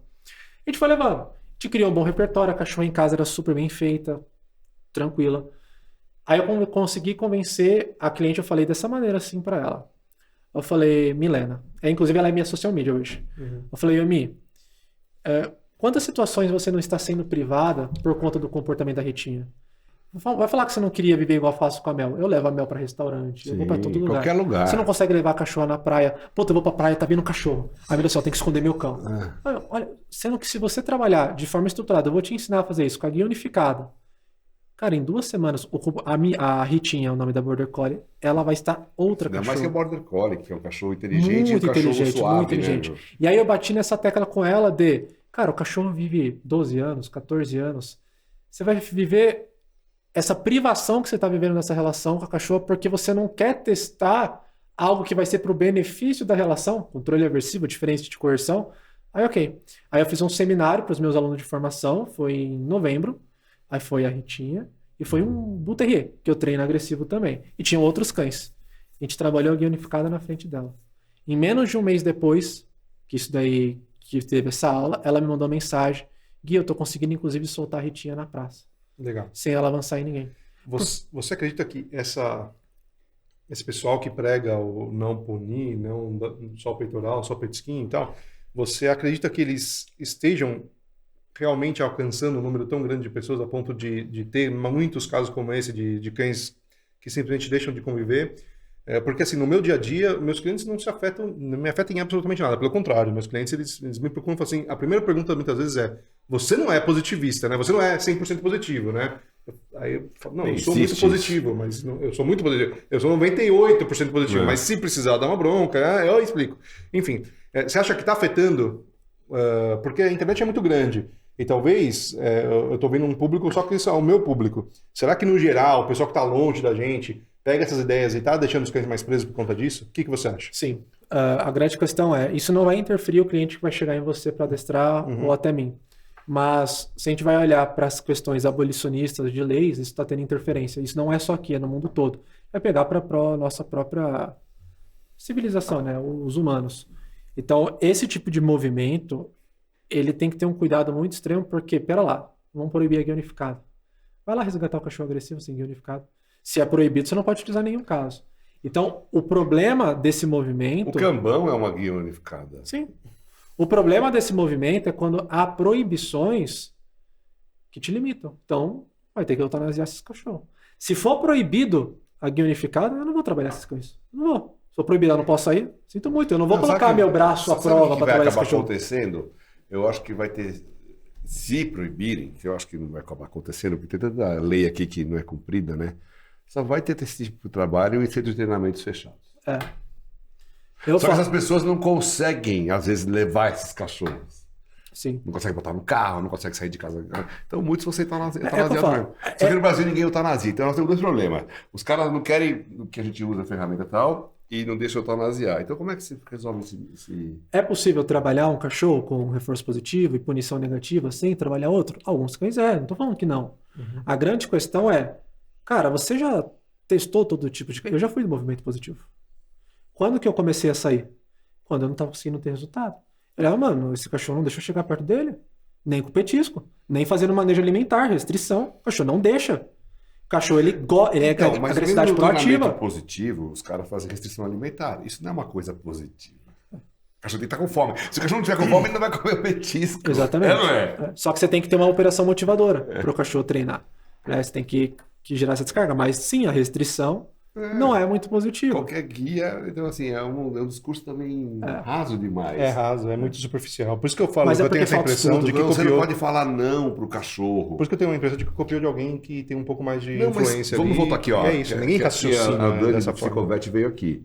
E tem uma coisa que depois que a gente conversou lá fora, a gente almoçou junto, que eu ainda queria conversar com ela. Que ela falou assim, não, o cachorro de adestrador é mais resiliente, porque a gente põe limite e tal. Eu falei, por que a gente... Eu pensei depois, por que a gente não ensina então os cachorros dos donos a serem resilientes? Se a gente é mais cascudo, se a gente aprendeu a ser frustrado, aprendeu a... Por que nossos cachorros são assim e são de boa com a gente? Saber falar. Sabe qual é o lance? Ela falou assim, ó, eu falei, mas um animal não pode corrigir outro animal? Ela falou, pode, mas se o humano corrigir, ele vai ficar com ansiedade no futuro. Eu falei, como se os meus cachorros estão a vida inteira comigo e não estão ansiosos? Quem diz? Mas aí ela, né, assim, que os trabalhos que eles leem, que eles têm acesso, eu acho que são meio dirigidos. Mas aí que tá, porque essa mentalidade abolicionista é tudo meio junto, entendeu? Mas que fique bem claro, o papo que a gente teve com a Dani Ramos foi excelente, não, foi ótimo. Sim, só que eu fiquei com essa dúvida, foi bem legal. Porque na conversa na hora do almoço, ela falou pra mim assim, não, os cães... aqui mesmo, foi aqui. No final do bate-papo. Cão de treinador é mais resiliente. Mas eu fiquei pensando assim, peraí, se os animais corrigem os outros animais, e se os meus animais, os nossos são mais resilientes, não são ansiosos, por que os donos não podem ser também? Tá. Porque tem algumas interpretações. Aí fala de estudo, os estudos que são trabalhados. Quando vai falar do movimento positivo, de não utilizar a punição e tal, é muito falar de Skinner. Só que Skinner pouco estudou o controle aversivo. Ninguém fala de Asringhaus. Tem várias interpretações. E aí que tem aquele detalhe. Se eu ler só aquilo que me favorece, fica confortável. Sim. É igual, por exemplo, o pessoal chama de a Bíblia do Adestramento, Cão Senso. John Bradshaw. Sim. Um estupendo biólogo. Porém, há distorções. Quando ele vai falar de comportamento, há equívocos. Quando vai falar de dominância, ele utiliza alguns artigos que ele iniciou, mas nem finalizou o estudo. Então é isso que eu estou querendo dizer aqui. Eles estudam algumas coisas que só favorecem o lado deles. Mas e os outros lados? Pera lá, tem cão que eu vou precisar aplicar punição e não vai quebrar vínculo. Não, aí tem esse detalhar, vai gerar ansiedade. Pera lá. É claro, se você trabalhar só com coerção, vai gerar. Você acha que eu tenho 8 cachorros 9 no pátio? Eles começam a brigar lá por alguma coisa qualquer. Eu não vou dar um grito, ei, para, cala a boca. Eu não, sempre dou, dia sim, dia não, tem que dar um grito lá. Você acha que algum deles manifestou uma ansiedade? Ou vou deixar eles se matarem lá? Entendeu? Ou não, põe cada um num canil separado, solta 2 da manhã um, 3 da manhã o outro. Não, gente, não tem cabimento. Eles vão ficar, eles ficam lá. Eu posso hoje não voltar para casa, eles vão estar lá no pátio, tem os caninhos para eles entrarem de boa. O máximo que vai acontecer, eles vão tomar uma chuvinha.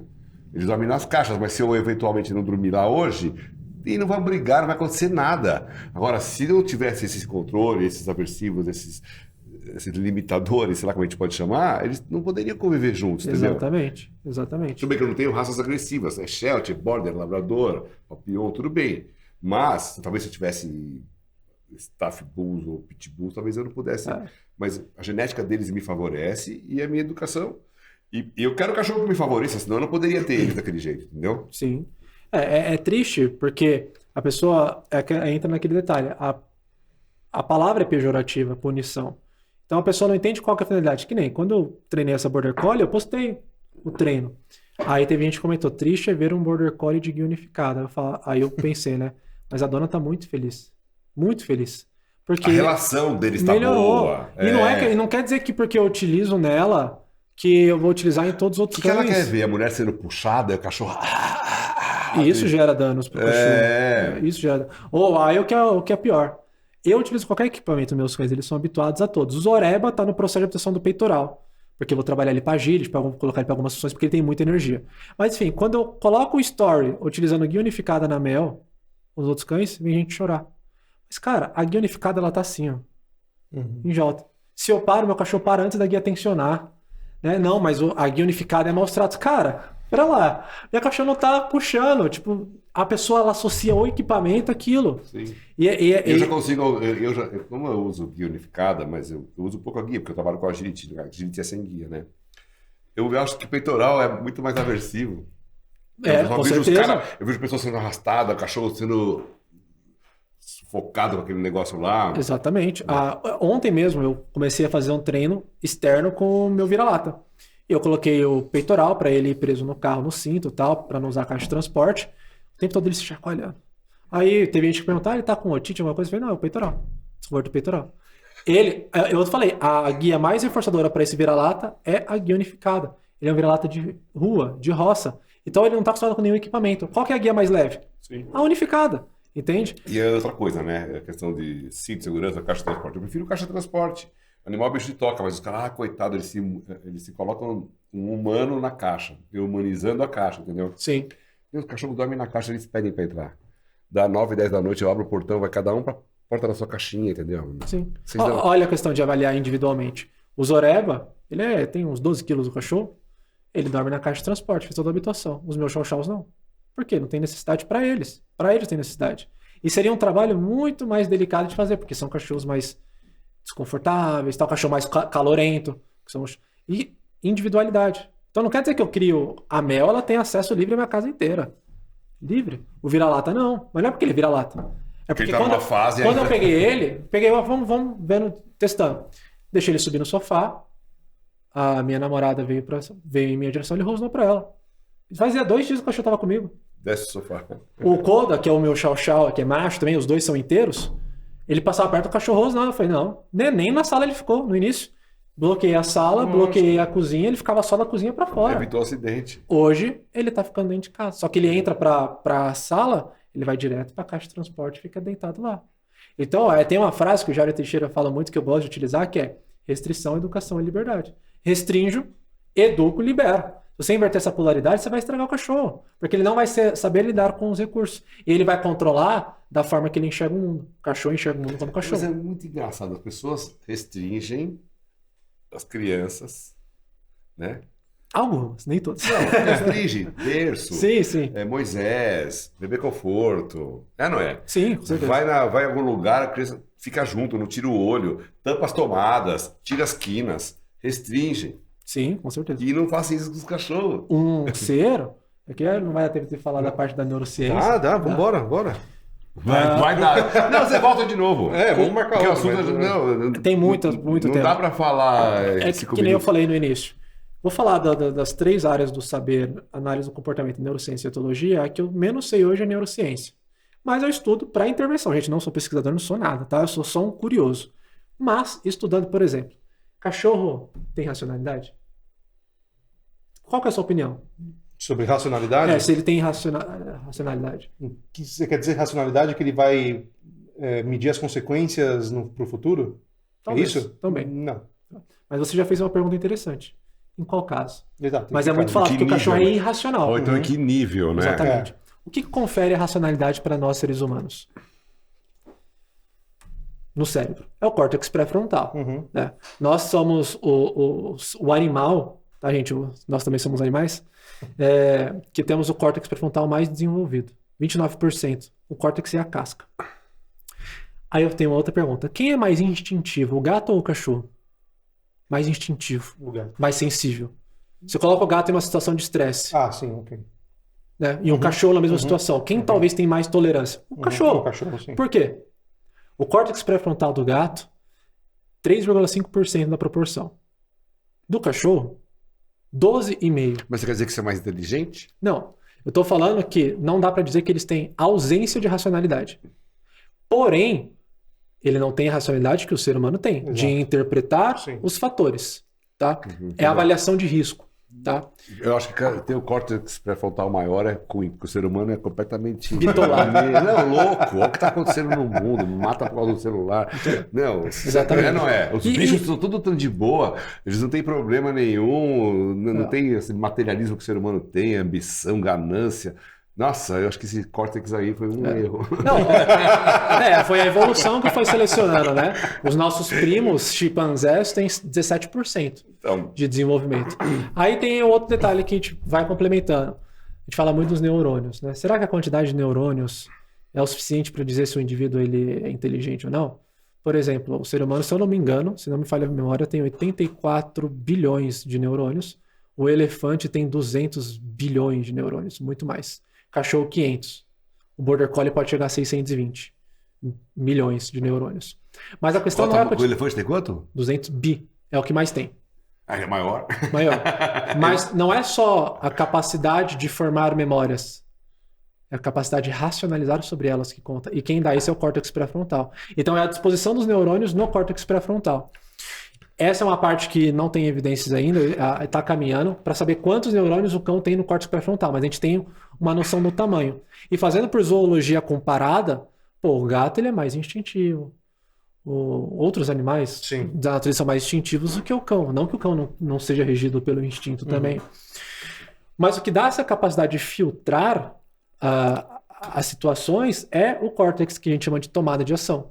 Então o cão é mais racional que o gato. Mais racional que o gato. Ele tem uma capacidade anatômica, né, biológica, que nos diz isso. Tem estudos a serem feitos ainda. Não estou falando que ele é totalmente ciente de suas ações. Então dizer que um cão ele é irracional é um equívoco para a neurociência. São, que a gente falou no início, até para o Carlinhos Darwin, né, o Charles Darwin, são graus de racionalidade diferentes. Então, interpretações dos contextos. É fato, o cachorro ele não vai poder fazer uma avaliação de risco. Exato. De uma situação. Exato. Eu vou atravessar a rua aqui. Mas se ele já foi atropelado... Mas de novo a gente entra nas disputas de termo, né? Porque quando você pergunta assim, o cachorro tem racionalidade, tem que tomar cuidado para quem você fala isso. Porque fala que tem, então ele faz de propósito tudo isso. Eu vou dar um livro para ele ler. Dá um livrinho para ele ler. Exatamente. Então é complicado. Não, mas ele pode ser condicionado, né? Isso aí que aconteceu. E é muito mais difícil você condicionar um gato. Se atravessar a rua, ele tomar um susto, ele vai tomar mais cuidado ao atravessar a próxima vez a rua. Exatamente. Claro. Né? Ou, o que a gente entra, se você pegar, comparando, um gato, colocar na frente de 2 cães latindo e rosnando para ele, cara, o meu gato, meus seguidores chamam de gachorro. Eu passei com ele sem guia, sem nada. Mas se colocar, ele vai entrar em defesa. Ou vai tentar sair com ele, ou tem gato que enfrenta. Agora, um cão, você pode muito bem treinar como eu treinei a Mel, o cachorro tá latindo na cara dela, ela só vira o rosto. É essa capacidade de racionalização que nos dá esse parâmetro. Isso aí seria uma ambientação, socialização, tudo, né? Tudo sim, meio junto. Exatamente. Bom, acho que agora sim estamos chegando no fim. Chegando no fim. Tem alguma coisa importante que você queira falar? Ou algo que a gente não perguntou e que a gente acabou mudando de assunto? Teria bastante coisas para falar da neurociência ainda, né? Porque a gente pode fazer outro episódio só para complementar, para gerar curiosidade para as pessoas participarem do processo. Por que a gente fala do manejo ambiental? Que é a disposição de brinquedo, carinho, comida o tempo todo. Isso vai fazendo um esgotamento no cérebro na questão dopaminérgica. E aí você não tem motivação do cão para fazer treinamento. Então tem uma explicação neurobiológica para isso. Não é, o adestrador, ele é carrasco, ele não gosta de cachorro, que nem você falou da caixa de transporte. Por que é muito utilizado a caixa de transporte para cães de agility?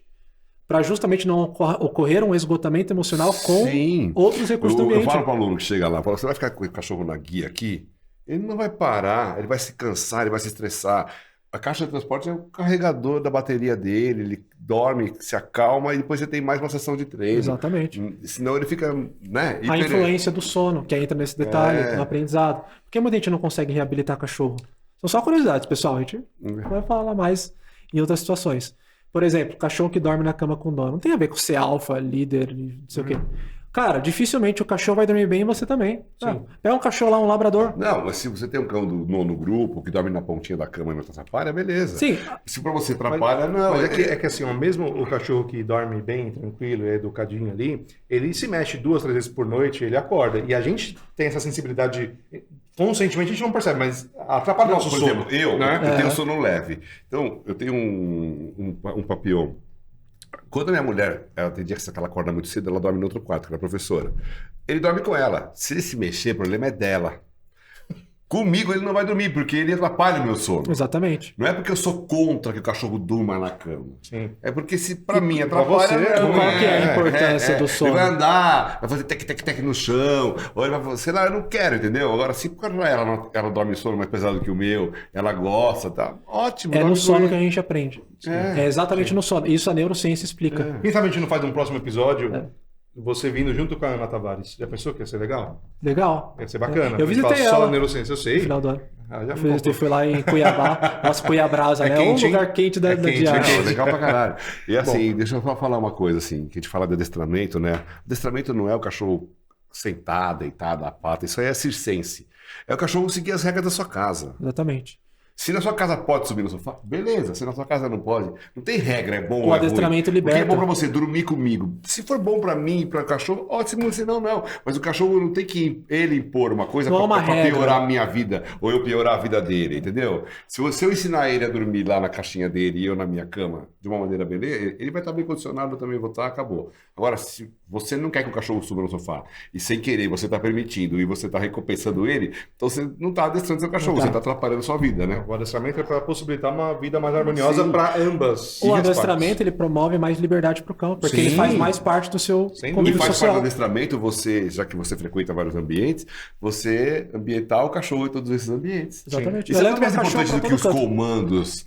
Meu cachorro faz um cumprimento, mas ele não sabe se comportar na guia ou em público ou com outros bichos. Não, né? Exatamente. É uma coisa muito mais ampla do que só comandos. Eu acho que comando, quem tem que ensinar para o cachorro é o próprio dono. É importante para a atividade cognitiva. Que tem uma relação que sabe, está estimulando o cachorro e está sabendo educar o cachorro. E você gera comunicação.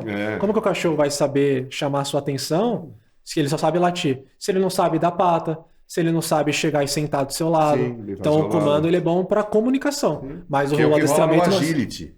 Eu falo para o cara, vem aprender a se comunicar com o seu cachorro. A se relacionar com comunicação corporal. Sim, tem a ambientação, tem o carro, tem outros cachorros.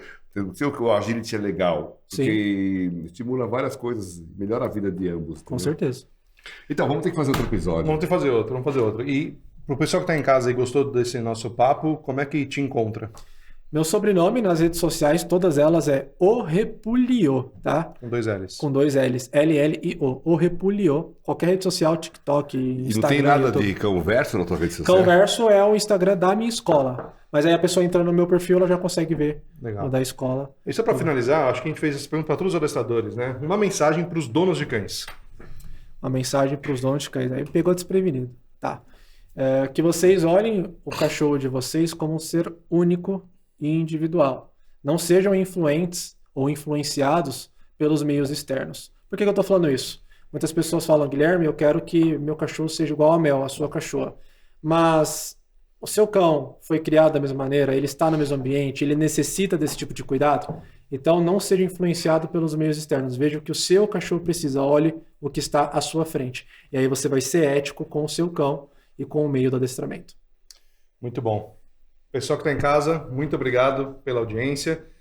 Espero que vocês tenham gostado. Compartilhem, comentem, mandem dúvidas. De repente, no próximo episódio aqui a gente pode fazer, né, com mais dúvidas. Eu acho que tem que ter o próximo episódio. E nos ajudem a chegar nos 1000 inscritos. Se inscrevam no nosso canal, não se esqueçam disso. Já falei para meus seguidores, se não seguir, eu paro de produzir conteúdo. É isso aí. E também, se vocês quiserem, vocês podem mandar dúvidas, vocês podem mandar sugestão de entrevistado. Nós estamos abertos para tudo isso. Muito legal. Obrigado. Valeu, Gui. Obrigado. Valeu mesmo. Obrigado pelo boné. Show de bola. Verdade. Mais um pra conta. Valeu. Boa. Valeu, pessoal. Tchau, tchau. Até mais. Obrigado.